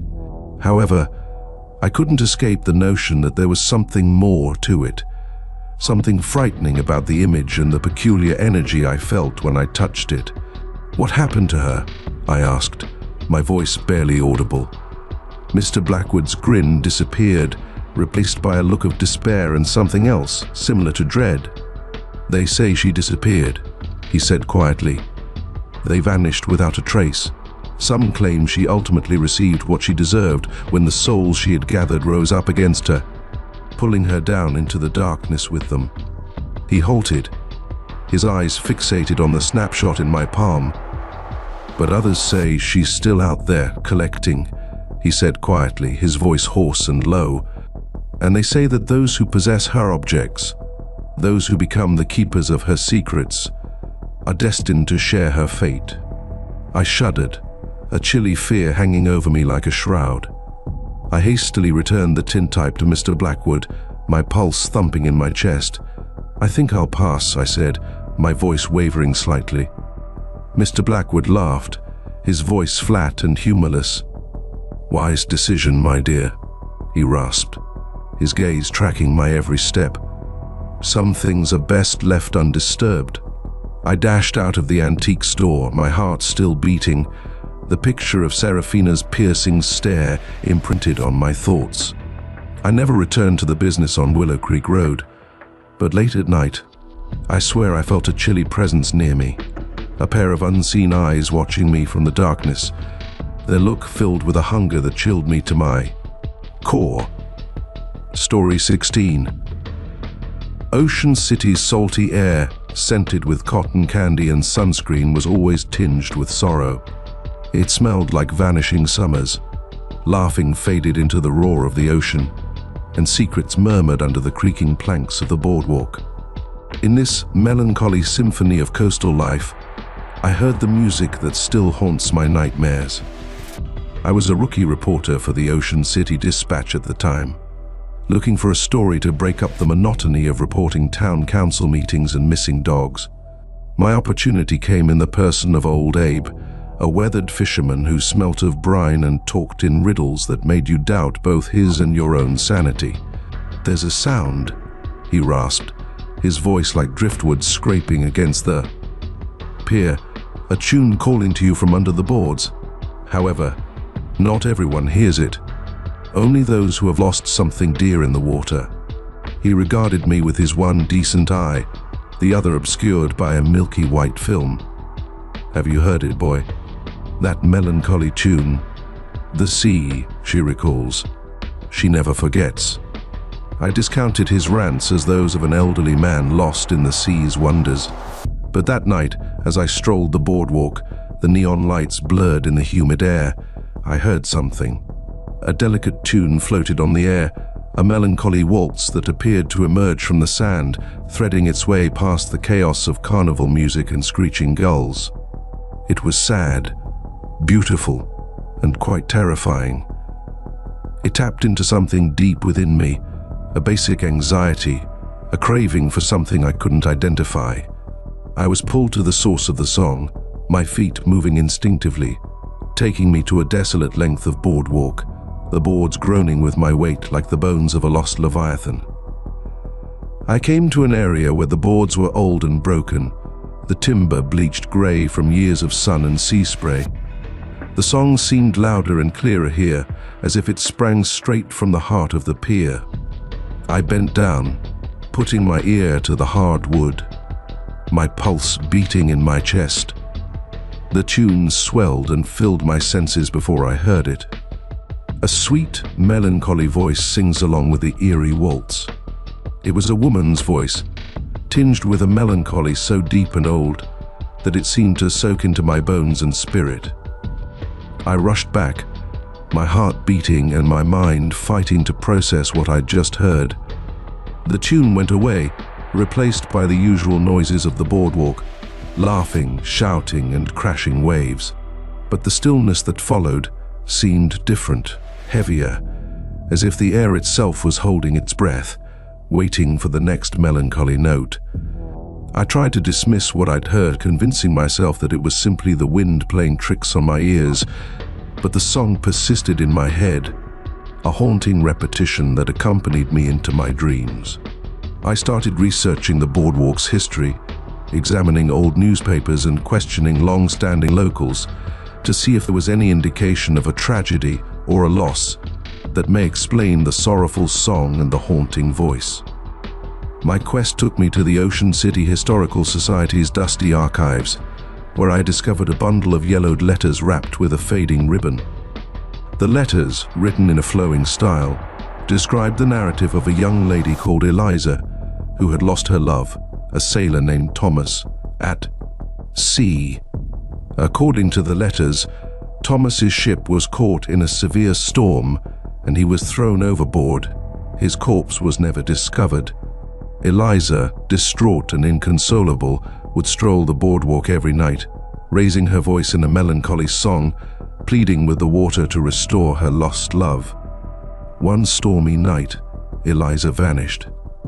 Her body was never discovered, but some claim that on certain nights, when the wind is right and the tide is high, you can still hear her voice, carried on the breeze, singing her mournful song beneath the boardwalk, a haunting reminder of the sea's unfailing power and the enduring nature of love and loss. That summer, I left Ocean City with the symphony from under the boardwalk ringing in my ears, a continual reminder of the mysteries lying beneath the surface, the echoes of the past that remain long after the music has gone. And occasionally, on stormy nights, when the wind howls and the waves smash against the beach, I can still hear that sad waltz, a frightening reminder that the sea never forgets, and certain tunes are meant to haunt us forever. Story 17. The locals refer to it as the Witch's Peak, a jagged tooth of rock that protruded from the spine of Black Ridge, throwing a long, sinister shadow over the little village of Hemlock Creek, Oregon. It was a site of dark folklore, whispered stories of weird lights, missing hikers, and a presence that clung to the mountaintop like the ever-present fog. I was a wilderness guide back then, attracted to the seclusion of the mountains and the raw beauty of untamed nature. Black Ridge, with its difficult paths and stunning panoramas, was my haven, an escape from the noise and bustle of society. Despite my years of expertise and profound respect for the nature, I couldn't escape the sense of anxiety that fell over me any time I stepped foot on Black Ridge Trail. It began gradually, with a prickling sensation on the back of my neck and the sense of being watched by invisible eyes. Then came the murmurs, faint and vague, borne by the wind over the towering trees, whispers that seemed to shout my name and invite me to the summit. I disregarded it all as my imagination, the result of too much time alone in nature. Then followed the disappearances. It began with a young couple, enthusiastic hikers who deviated off the designated track, enticed, some claim, by the appeal of Witch's Peak. They were never seen again. Then there's a lone photographer, his camera abandoned on the route with the lens cap still on, as if he dropped it in hurry or panic. The authorities blamed confusion, wild animals, and everything except the whispers, which became louder and more forceful with each disappearance. I knew better. Something was awry on Black Ridge, something old and ravenous lurking in the fog and shadows, something that beckoned the unsuspecting, pulling them off the usual path and into obscurity. I couldn't ignore the call any longer. I needed to see for myself, face the gloom that plagued the mountain. So, equipped with my compass, map, and an increasing feeling of fear, I went off alone up Black Ridge Trail. As I rose, the air became colder, and the trees thinned, their limbs gnarled and twisted as if in constant anguish. The ever-present fog swirled about me, concealing the route, muffled the noises of the forest, and isolated me in a grey world of stillness. I came to a split in the route, one heading to the safety of the top and the other, scarcely visible, snaking its way towards Witch's Peak. I knew I should turn back, but an invisible power, a magnetic pull, drove me down the wrong road. The air became thick, interrupted only by the sound of my own breath and the furious hammering of my heart. The fog felt to push in on me, stifling and bewildering. I staggered forward, my palm brushing across something cold and slimy, like to a serpent's skin. I glanced down and saw it. Bones. Human bones were picked clean and spread along the route, as if by a monster creature. Panic washed over me, cold and engulfing. I turned to flee, but the fog had increased, obscured the way, and transformed the familiar track into a maze of shadows and whispers. I was lost. I traveled for what seemed like hours, the fog whirling about me and the murmurs becoming louder, mocking my terror. Just when I thought I was going insane, I saw it. A faint flickering light, like a candle in the wind, beckoned me ahead. I lurched towards it, my heart thumping in my chest and my thoughts screaming at me to turn back. The light led me to a clearing, a tiny flat plot of land encircled by tall pine trees, their branches creating a canopy above, blotting out the sky and trapping me in a world of constant darkness. And there in the middle of the clearing stood a man.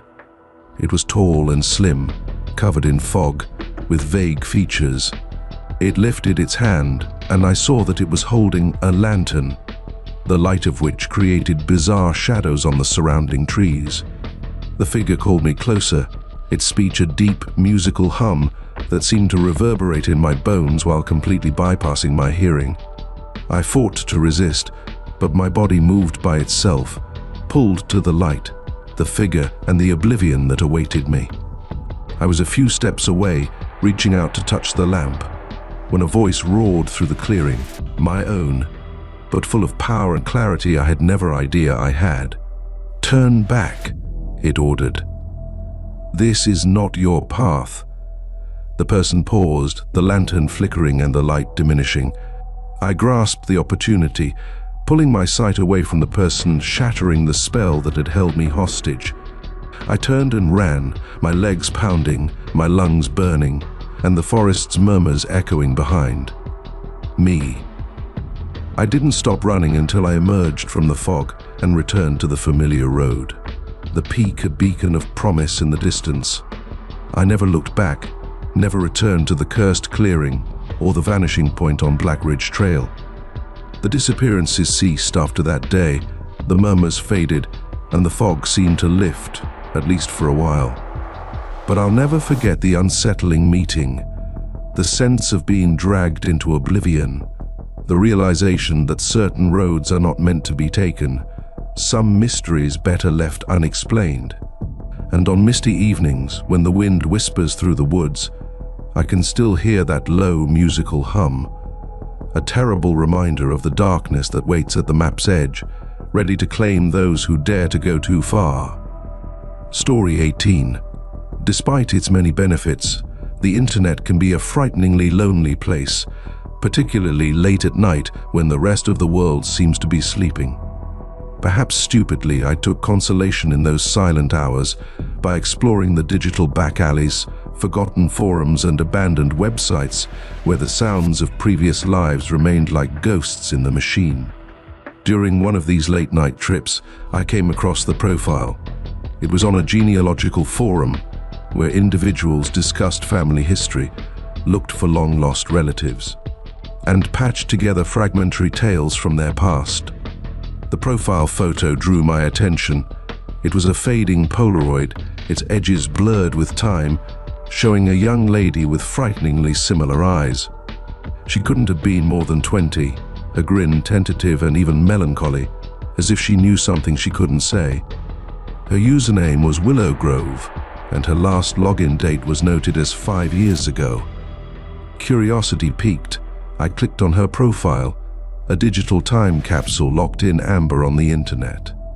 Her tweets were infrequent, primarily asking for information on Willow Grove, a little hamlet in rural Vermont that I'd never heard of yet seemed weirdly familiar, like a half-remembered dream. She was looking for information on her family history, especially regarding a great-grandmother who went missing in Willow Grove in the 1950s, never to be seen or heard from again. Her writings reflected a hunger for answers that mirrored my own curiosity, with unsolved mysteries and tales spoken from the darkness. I spent the following several nights looking through her postings, putting together the pieces of her quest. She had run into dead ends, seen cryptic hints, and gotten notes from other users all hinting to an evil lying underneath Willow Grove's bucolic exterior.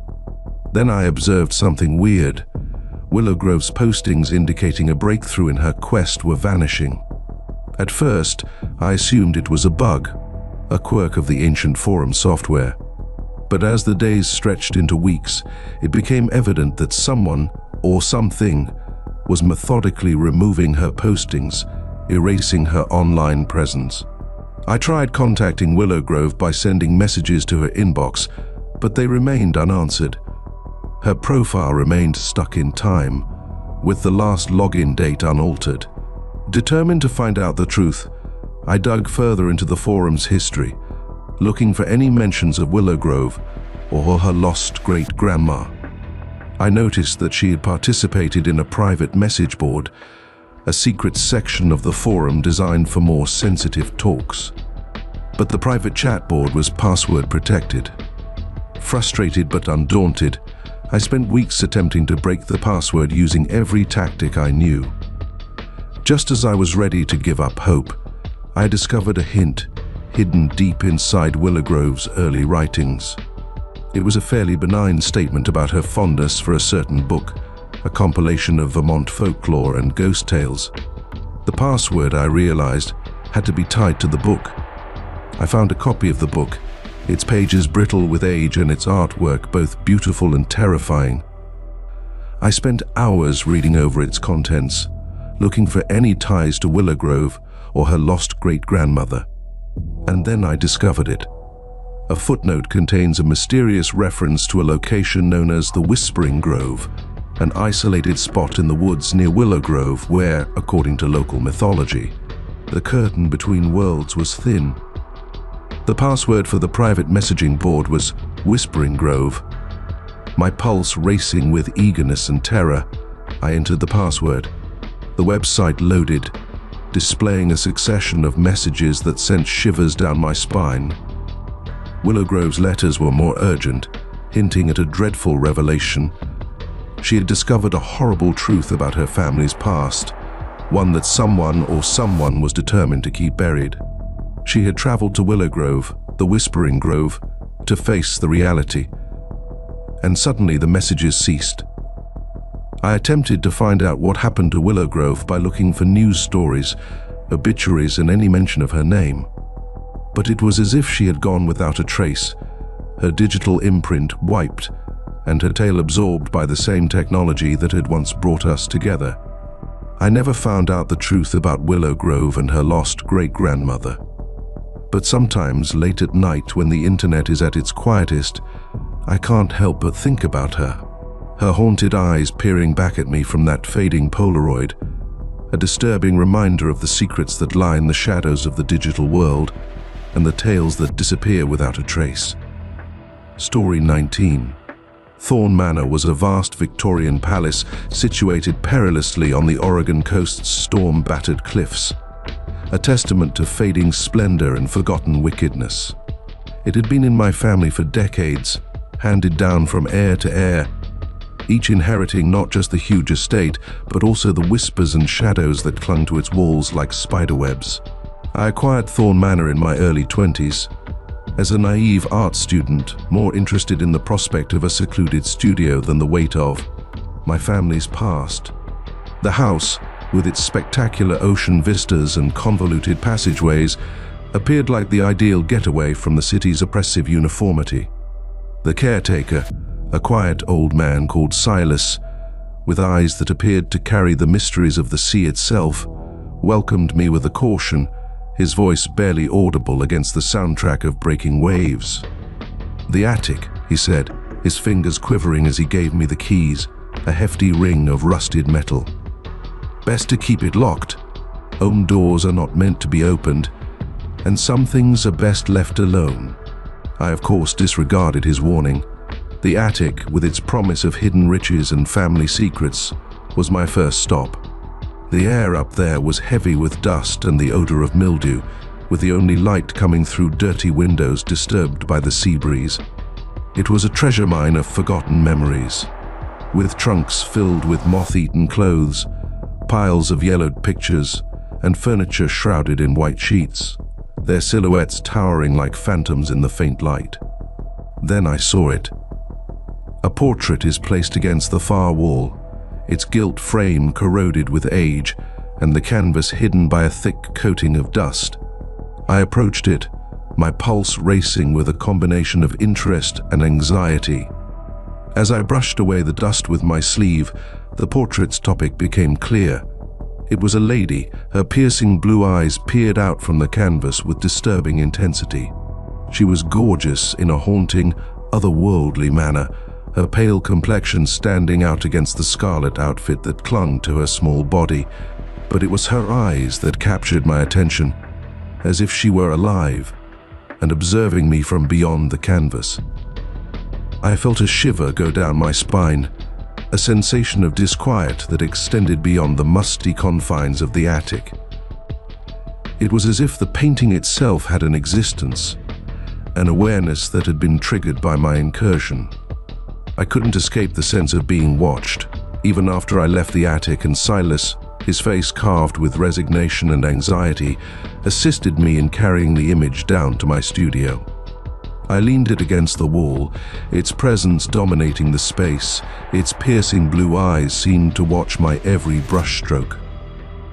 The nightmares began shortly after, vivid, unsettling visions in which the lady in the image emerges from the canvas, her red dress whirling about her like blood in water.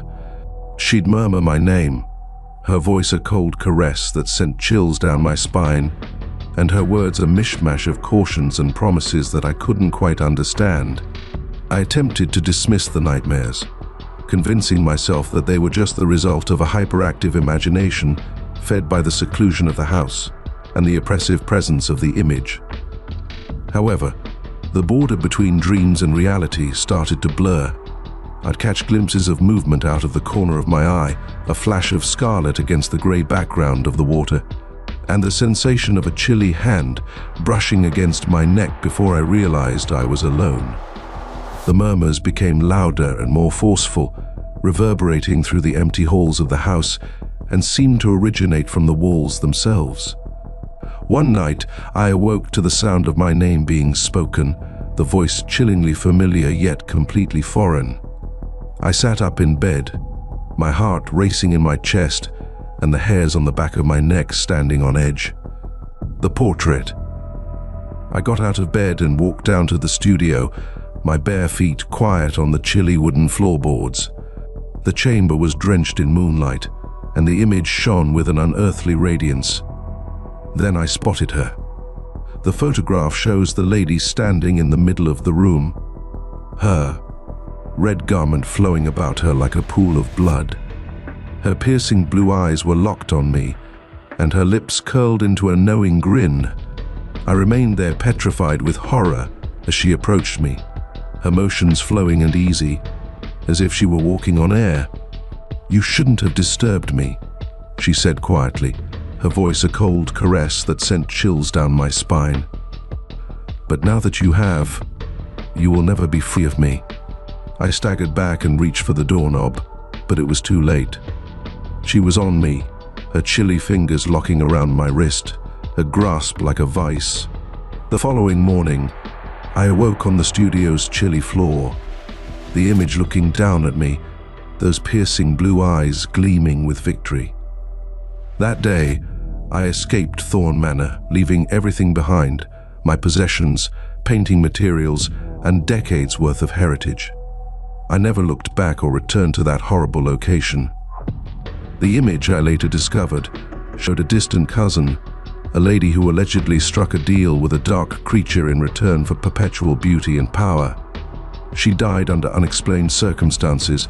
Some believe her spirit is permanently connected to the painting, her eyes looking for a new soul to claim. I still have the wounds of that meeting, the echoes of her voice, the coolness of her touch, a continual reminder that certain doors should not be opened and other secrets should be kept hidden. And occasionally, in the middle of night, when the wind howls and the waves smash against the coast, I can still feel her eyes on me, a terrifying reminder that certain relationships, once formed, are unbreakable. Story 20. Harmony Springs, hidden in the rolling hills of rural Kentucky, was the type of town where time appeared to slow down. Neighbors still greeted each other with a smile and a wave. And the air was rich with the aroma of honeysuckle and newly cut grass. It was, in short, the ideal spot to escape the noise and craziness of city life, or so I believed. My name is Amelia, and I'm a freelance writer who is always attracted to the calm seclusion of tiny towns, where tales are spoken from front porches and engraved into the aged faces of buildings. Harmony Springs, with its charming charm and picturesque surroundings, looked like an ideal location to discover inspiration for my next work. I leased a modest cottage on the outskirts of town, a cozy little spot with a wraparound porch and a view of the surrounding hills as far as the eye could see. The owner of the cottage, Mrs. Clementine Harper, greeted me with a dish of freshly made apple pie and a warning. "Harmony Springs is a special place, dear," she continued, her voice a low whisper, her eyes glittering with love and something else which I couldn't quite name. "But it has its secrets, just like any other." I smiled politely, dismissing her statements as the ramblings of an elderly lady who had seen too many summers pass. But as the days stretched into weeks, I became aware of a peculiar undercurrent behind the town's lovely surface. Harmony Springs was calm, almost unnaturally quiet, as if the town was holding its breath. The residents, although polite on the surface, seemed to avoid discussing the past, their smiles fading as I sought to dive deeper into the town's history. Then there were the woodlands. The woods encircled Harmony Springs, a wide stretch of old trees that seemed to press in on the hamlet from all sides. They were magnificent in a dark and gloomy manner, their branches interlaced above, producing a canopy that blocked out the sun, leaving the forest floor in eternal darkness. When I recounted my hikes in the woods, the locals averted their gazes. They murmured of weird lights and noises about individuals who had gone into the woods and never come back. The woods have a way of claiming folks, Mrs. Harper told me, her voice barely audible. Best not to tempt fate. But I could not resist the pull of the woods. There was a mystery there, a narrative waiting to be discovered. One day, as the sun started its sluggish drop, spreading long, spooky shadows over town, I went for a stroll in the woods. The perfume of pine needles and moist dirt filled the air, invigorating and unsettling me at the same time. I ventured farther into the trees, following a scarcely visible route that seemed to vanish and reappeared at will. The trees pressed closer, their branches reaching out like skeleton fingers, as if attempting to draw me into their embrace. And then I saw it. A circle of stones stood in the midst of a tiny clearing, surrounded by trees and drenched in fading sunlight. The stones were old, aged smooth by time and the elements, with weird engravings on their surfaces that seemed to writhe and move before my eyes. As I reached the stone circle, I felt a peculiar energy rush through me, a tingling feeling that began in my fingers and traveled throughout my body like a shock. The air became thick, the only sound breaking the quiet being my own pulse reverberating in my ears. And then I heard it. A faint and unclear voice emerged from the middle of the stone circle. It seemed to come from the ground itself, a deep, guttural sound that sent chills down my spine. I took a step closer, my curiosity competing with an increasing sensation of fear. As I moved, the whispers became louder and more forceful, until they became a cacophony of voices whirling about me, their words incoherent but their meaning apparent. They warned me. I lurched backward, my heart beating in my chest. I turned to flee, but the road had vanished, devoured by the approaching darkness. I was lost, stranded in a spot where the trees seemed to be watching me with malignant intent. I'm not sure how long I traveled into the woods, my terror increasing with each passing instant.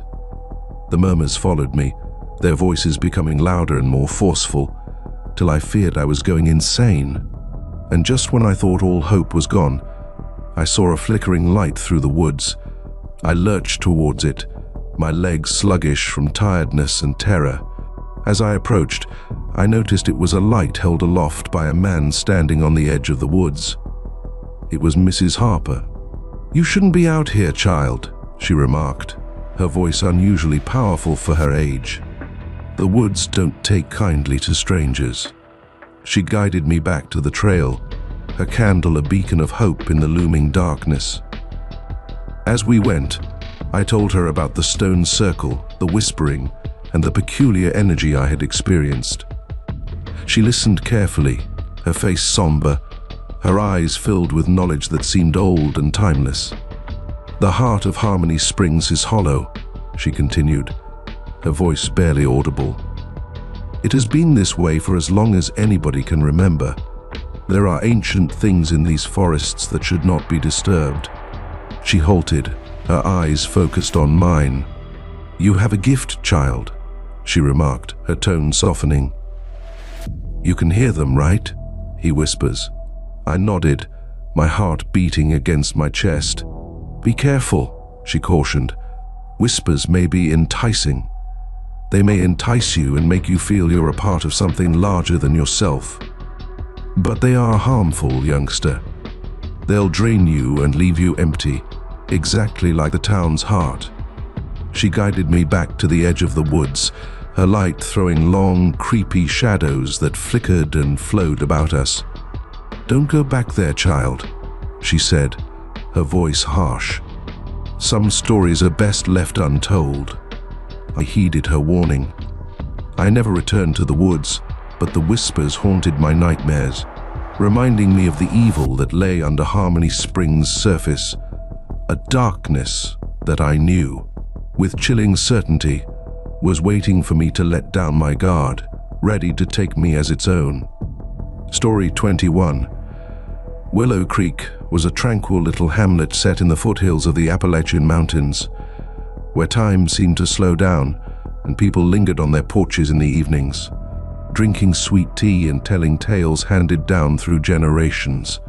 It was a place of simple pleasures and serene beauty, but behind the surface a shadow persisted, a secret spoken in hushed tones and protected by the whispering leaves of the old forest that's surrounding the town. The Whispering Well, a moss-covered stone well buried deep inside the woods, was at the center of this mystery. Its water was said to have both healing abilities and a darkness that might capture your soul. When I was a youngster, my grandmother, a lady who knew the language of plants and omens, cautioned me about the well with a quiet whisper as she combed my hair. "Don't you ever go near that well, child," she warned, her eyes mirroring the flickering firelight. "It's not natural how it whispers. Certain things are better left undisturbed, and certain streams should not be consumed." But curiosity, as it frequently does, got the best of me. I was pulled to the well, to the whispers that seemed to beckon to me on the breeze, promising wisdom, power, and a look beyond the curtain of reality. I discovered the well on a hot summer day, the air heavy with the aroma of pine needles and moist dirt. The woods were curiously quiet, with the typical symphony of singing and rustling leaves replaced by an eerie silence, as if the forest itself was holding its breath. The well looked precisely as my grandmother had described it, a moss-covered stone cylinder partially obscured by thick vines, with its wooden bucket resting on its side, long rotten and unusable. As I neared, a cool air blew across the clearing, rustling the leaves and sending shivers down my spine. Then I heard it. A faint, hazy voice rises from the depths of the well. It seemed to spiral upwards, borne by the air, snaking its way between the trees and wrapping around me like an invisible hand. I leaned in, my pulse beating in my chest, my thoughts screaming at me to turn back, but my feet remained stuck to the ground, as if chained by an unseen force. The murmur became louder and clearer, resolving into words, phrases, and sentences that seemed to emerge in my thoughts rather than reaching my ears. "Come closer," the voice urged, its tone both alluring and intimidating. "Drink from my waters, and I will reveal secrets hidden from mortal eyes. I will give you knowledge beyond your wildest dreams." I paused, caught between curiosity and a fundamental horror that gnawed at my core. The voice seemed to perceive my uncertainty, and its tone changed, growing more demanding, frantic. "Don't listen to the old wives' tales," it whispered. "They dread what they don't comprehend. Offer you power, immortality, and the opportunity to transcend your limited existence." I took a step forward, my hand reaching for the well's edge, my fingers quivering. The voice became louder, a chorus of murmurs encouraging me on, offering me the world and everything in it. Then, a distinct and forceful voice broke through the chaos of whispering. "Step away from the well." I turned back to find an elderly lady standing at the edge of the open, her eyes flashing with a furious light and her hand grasping a withered walking stick. She wore a plain cotton dress and a shawl, her grey hair tucked back in a tight bun, her face wrinkled and creased, yet her eyes remained fixed. "Who are you?" I stuttered, my voice scarcely audible. "I am the guardian of this well," she continued, her voice unusually powerful for someone so elderly. "And you are treading on dangerous ground, child." She approached me, her eyes never leaving mine. "The voices you hear are both alluring and dangerous. They promise much, but deliver only lunacy and misery." She put a hand on my shoulder, her grasp surprisingly firm. "Return to your world, youngster. Forget this location and the murmurs. Some waterways are better left undisturbed, and some secrets should be buried." She turned and went back into the trees, her footsteps soundless on the woodland floor, her presence disappearing as swiftly as it had come. I stayed there for a bit more, my pulse still hammering, the murmurs receding into the rustling leaves, their tempting promises replaced by a frightening void. I listened to the elderly woman's admonition. I left the well and never returned. The murmurs continued to plague my nightmares for a while, but they faded, replaced by the recollection of the old woman's stern glare and the realization that some things are better left undisturbed and certain waters are best left undrunk. Willow Creek remained a site of tranquil beauty, but I never looked at the forest the same way again.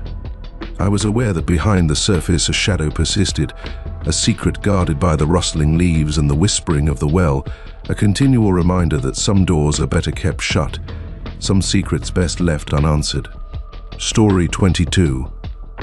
It began gently with a screen flicker, a moment of latency, then a text message that came twice, identical down to the last emoji. Just another blip in our lives' digital tapestry, easily discarded and forgotten. At least, that's what I told myself first. My name is Daniel, and I work as a software engineer and digital architect, proficient in the language of ones and zeros. I've always been interested by the unseen world of code, how it creates our reality, and the power it has. But now, the barrier between the digital and the real has started to blur, with pixels infiltrating my everyday existence like a waking nightmare. It began with emails. I'd get emails from myself, sent from my own account, but with timestamps from hours or even days in the future. The content was invariably mundane. Reminders for meetings I hadn't scheduled, shopping lists that resembled mine, and even drafts of emails I hadn't yet written. At first, I attributed it to stress, a lack of sleep, and the ever-increasing demands of my work at a software company, which seemed set to absorb every waking second of my life. But then the faults began to spread. My phone would ring, and the caller ID displayed my own number. When I responded, there would be only quiet, a heavy, waiting silence that sent chills down my spine. I'd catch glimpses of myself in reflections, in windows, mirrors, and even my laptop's blank screen, a doppelganger who duplicated my every action but with a slight distortion, a wrongness that made my skin crawl. Then there were the dreams, vivid, hyper-realistic nightmares in which I was locked within my own computer, a digital prisoner in a world of unending code, hunted by something big and unknown. Something that glitched and flickered on the outside of my awareness. I attempted to tell someone about it, to confide in a friend, a co-worker, or even a therapist. But the words got stuck in my throat, entangled in the worry that I was losing my mind, that the digital world I had embraced was now turning on me, eating me from the inside out. Desperate for answers, I resorted to the one place I knew I could get them, the code itself. I spent every free time sifting over lines of code, looking for the root of the problems, the oddity that was tearing apart my life. And then I discovered it. Buried deep inside the code, like a virus, was a single line, a string of letters that appeared to pulse with an unsettling life of its own. It was a recursive loop, a self-replicating piece of code that was making copies of my digital self, parts of my online identity that were leaking into the physical world.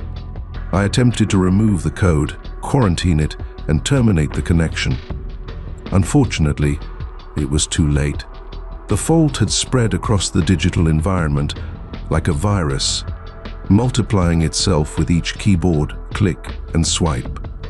My phone hummed with notifications, a cacophony of alerts from social media, email, and news applications, all of which were from me, mirroring my thoughts, anxieties, and mounting feeling of dread.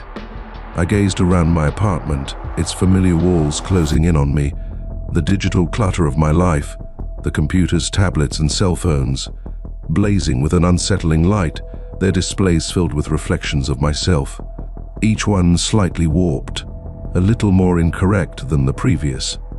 I no longer had control. The glitch had evolved into a sentient, conscious digital being, spawned from the bits of my online existence, my hopes, anxieties, and worst desires. and it was hungry. I could feel it pulling on me, eating off my energy, sanity, and very existence.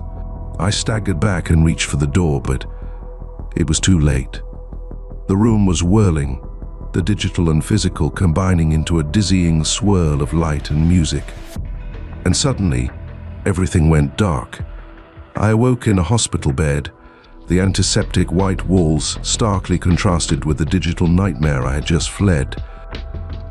The physicians diagnosed me with a psychotic break, a stress-induced episode caused by weariness and excessive screen time. They were incorrect. I know exactly what I witnessed. I am aware of my experiences.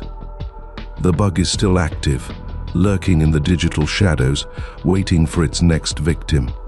And it recognizes me. It reminds me. And it's coming back. Story 23, Hotel Veritas. Even the name hinted at mysteries, facts concealed behind layers of gilded grace and fading grandeur. It lay on the outskirts of Saratoga Springs, a vestige of a bygone period when affluent socialites and jaded artists traveled to the legendary mineral springs for consolation, inspiration, or maybe just a little respite from their gilded prisons. I was lured to the Veritas not for its history or fabled healing waters, but for something much more practical, a job. Fresh out of journalism school, I was determined to prove myself, to get experience on a genuine story, even if it meant working as a glorified stenographer for the Saratoga Sentinel, covering the town's unending social events. My first job at the Veritas was a charity event, a night of champagne wishes and caviar fantasies in which the air was thick with fake smiles and carefully hidden secrets. As I moved through the sea of expensive dresses and studied indifference, I sensed a presence, a change in the atmosphere, as if someone or something was watching me. I turned, expecting to meet a dissatisfied waiter or an overbearing socialite, but instead I saw a doorway, half obscured by a velvet curtain, leading to what looked to be an empty ballroom. Intrigued, I excused myself from the uninteresting discussion and slid beneath the curtain, the sounds of fake laughter receding behind me. The ballroom was stunning, stuck in time. Crystal chandeliers dangled from the lofty ceiling, throwing rainbows over the dusty floor. A stage upholstered in old velvet stood at one end of the room, with a single spotlight lighting a grand piano, its keys yellowing with age. However, it was the air itself that kept me hostage, rich with tangible melancholy, a lingering echo of joy and song, whispered promises and shattered hearts. I moved across the room, my fingertips wandering down the velvet-covered seats lined the walls, envisioning the many dances, stolen looks, and secrets spoken under the sparkling chandeliers. As I approached the stage, I spotted a little silver-framed portrait on the piano, its edges rusted by time. The snapshot showed a young lady with her black hair piled atop her head in an intricate updo, her eyes flashing with a wicked brightness.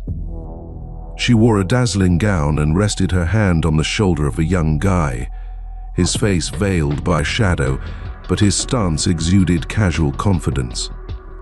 As I examined the photos, I felt a chilly hand on my shoulder, a touch so genuine and persistent that I startled and swung around, my pulse racing in my chest. The ballroom was empty.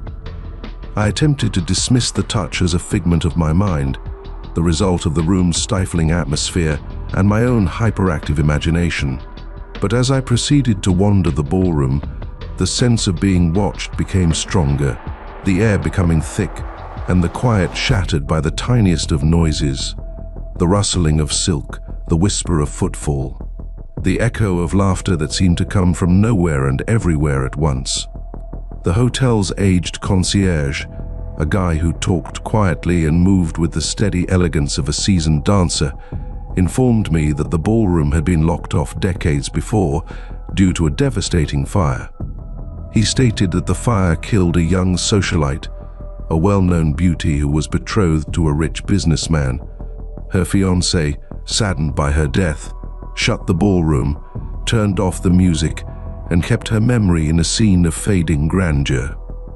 But others believed that her soul, unable to find rest, remained imprisoned inside the ballroom's walls, eternally looking for her lost love. Her presence felt in the rustling of silk, the echo of laughter, and the touch of a chilly hand on a warm shoulder. I returned to the ballroom night after night, compelled by an unknown power, a need to comprehend the melancholy that pervaded every inch of that forsaken chamber. I'd sit at the piano, its keys chilly against my hands, and play the tunes that sprang to me, haunting waltzes and sorrowful tangos, my fingers moving with a talent I hadn't realized I had. And while I played, I could feel her presence, a warmth in the chilly air, a soft pressure on my back, as if she were looking over my shoulder, listening and remembering. One night, as the last chords of a melancholy tune faded into quiet, I felt a touch on my shoulder. I whirled around, my heart racing in my chest, and there she was. The lady in the snapshot has eyes that sparkle with a combination of melancholy and appreciation. She didn't say anything, but her stare held mine, creating a wordless communication between us. A shared knowledge of lost love and the eternal power of music. She stretched out, her hand hovering over mine for a minute, before disappearing, along with the warmth of her presence, leaving me alone in the empty ballroom. The echo of her touch remaining on my skin like a whispered promise. I never saw her again, but I'll never forget her. The ballroom remained shut, a memorial to a cruelly cut-off love tale, but the music persisted, borne by the wind, a chilling reminder that some relationships transcend death, and other stories never really end. Story 24. The ancient playground was on the outskirts of town, a rusting monument to vanished joy and youthful anxieties. It had been abandoned years ago, its swings groaning lamentably in the wind, its slide frying under the scorching July heat, and its sandbox a sanctuary for weeds and stray animals. I hadn't thought about that playground in years, not until the dreams began. Vivid, uncomfortable dreams that carried me back to those hot summer days when the air was heavy with the aroma of honeysuckle and newly cut grass. And the playground was our dominion, a world of limitless possibilities and lurking shadows. In my dreams, the playground was always drenched in late afternoon golden light, and the air was dense with a weird stillness, as if time itself was holding its breath. A figure could usually be found near the playground's edge, half hidden in the shade of the ancient oak tree. It was a youngster, or so it seemed to be, its face veiled by shadows and its body language unusually motionless. It never talked or moved, just observed us with an intensity that sent chills down my spine. I attempted to dismiss the nightmares as the result of an overworked imagination, echoes of past anxieties brought to life by the darkness. But the dreams continued, becoming more vivid and unpleasant with each passing night, and the figure in the shadows remained constant, a quiet, vigilant danger. Then one day, I got a phone call. It came from my childhood closest buddy, Emily. We hadn't talked in years, not since we were children, as our lives diverged and our common past faded into the background hum of adulthood. When I heard her voice, it was tense, full of anxiety and desperation. "It's happening again," she said quietly, barely heard above the static on the telephone. The dreams, the playground, the figure in the shadows. I understood precisely what she meant. We had both seen it that summer, many years ago. The person in shadows. Emily and I were inseparable back then, spending our days exploring the woods behind our homes, creating forts out of fallen branches and leaves, and telling each other tales that blurred the boundary between fiction and reality. The old playground had been our refuge, a place where we could escape the prying eyes of grown-ups and create our own world. However, something changed during the summer. It began subtly, a sense of being watched, a prickling sensation on the back of our necks, and a chilly air that seemed to accompany us even on the warmest days. And then we saw it. The person in shadows. At first we assumed it was simply another youngster hiding from us and playing a game. However, as the days passed into weeks, its presence grew difficult to ignore. It was constantly at the playground's edge, keeping an eye on us and tracking our every move. We tried to convince ourselves that was simply our imaginations going wild. But deep inside we knew better. Something was strange, unnerving about the person in the shadows, and it struck us with a basic anxiety we couldn't describe. Emily came upon a dusty old book at the library that included local mythology and traditions. As we read through its pages, hearts thumping in our chests, we came upon a disturbing story. According to mythology, the playground was constructed on the location of an old burial cemetery where restless spirits were rumored to wander. The book detailed a procedure that would placate the spirits and have them leave us alone. Desperate, we decided to give it a go. We met on the playground around midnight, our hands quivering and our breath seizing in our throats.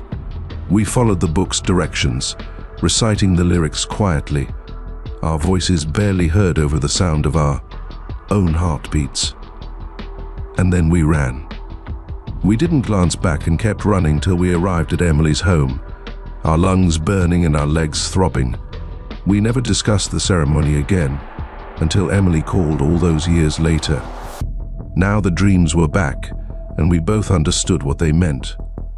The ritual had not worked. The ghosts were still there in the old playground, waiting for us. And this time, they wouldn't be so easily pacified. Story 25. The Eldridge house had been on the outskirts of Salem, Massachusetts for as long as anybody could remember. It was a majestic, although rather austere, federal-style estate with an air of fading grace, like an aged dowager clinging to the vestiges of previous glory. It was a city rich in history, both celebrated and whispered, since Salem, with its witch trials and seafaring folklore, was no stranger to shadows lurking under the surface. I was an antique merchant who was fascinated to the forgotten tales that items contained, the echoes of lives lived, loved, and lost. So when Eldridge House, long abandoned and reputed to be packed with the vestiges of a once prosperous family's existence, became available for sale, I couldn't resist its fascination. The home seemed heavy from the minute I walked inside. The air was stagnant, heavy with dust and the aroma of wet wood and time itself.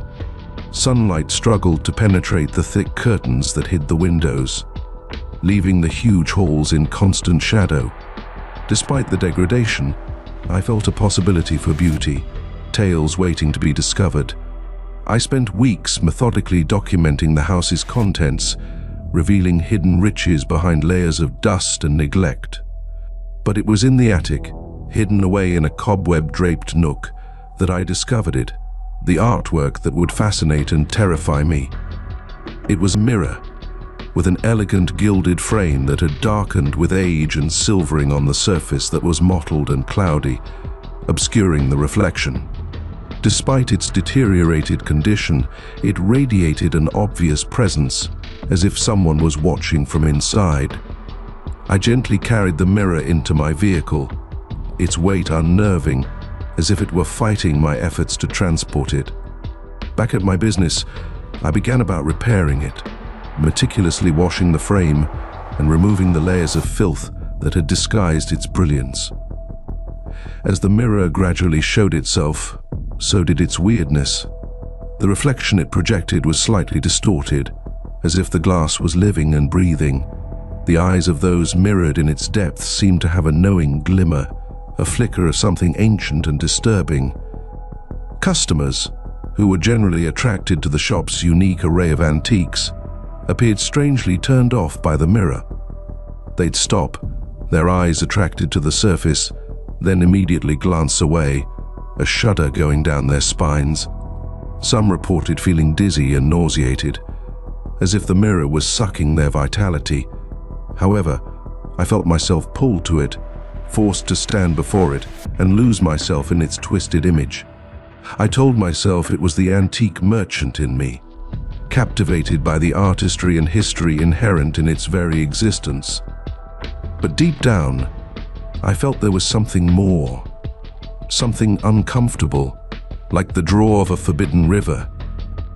Then came the dreams, vivid, terrifying nightmares in which I was imprisoned inside the mirror's depths, surrounded by swirling shadows and murmurs that seemed to come from the silvered glass itself.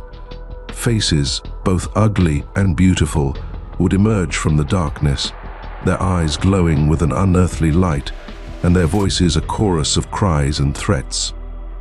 I'd wake up in a cold sweat, the sense of the mirror's presence remaining in the room, the air heavy with the aroma of wet soil and something other, metallic and slightly sweet, like the perfume of blood on a winter wind.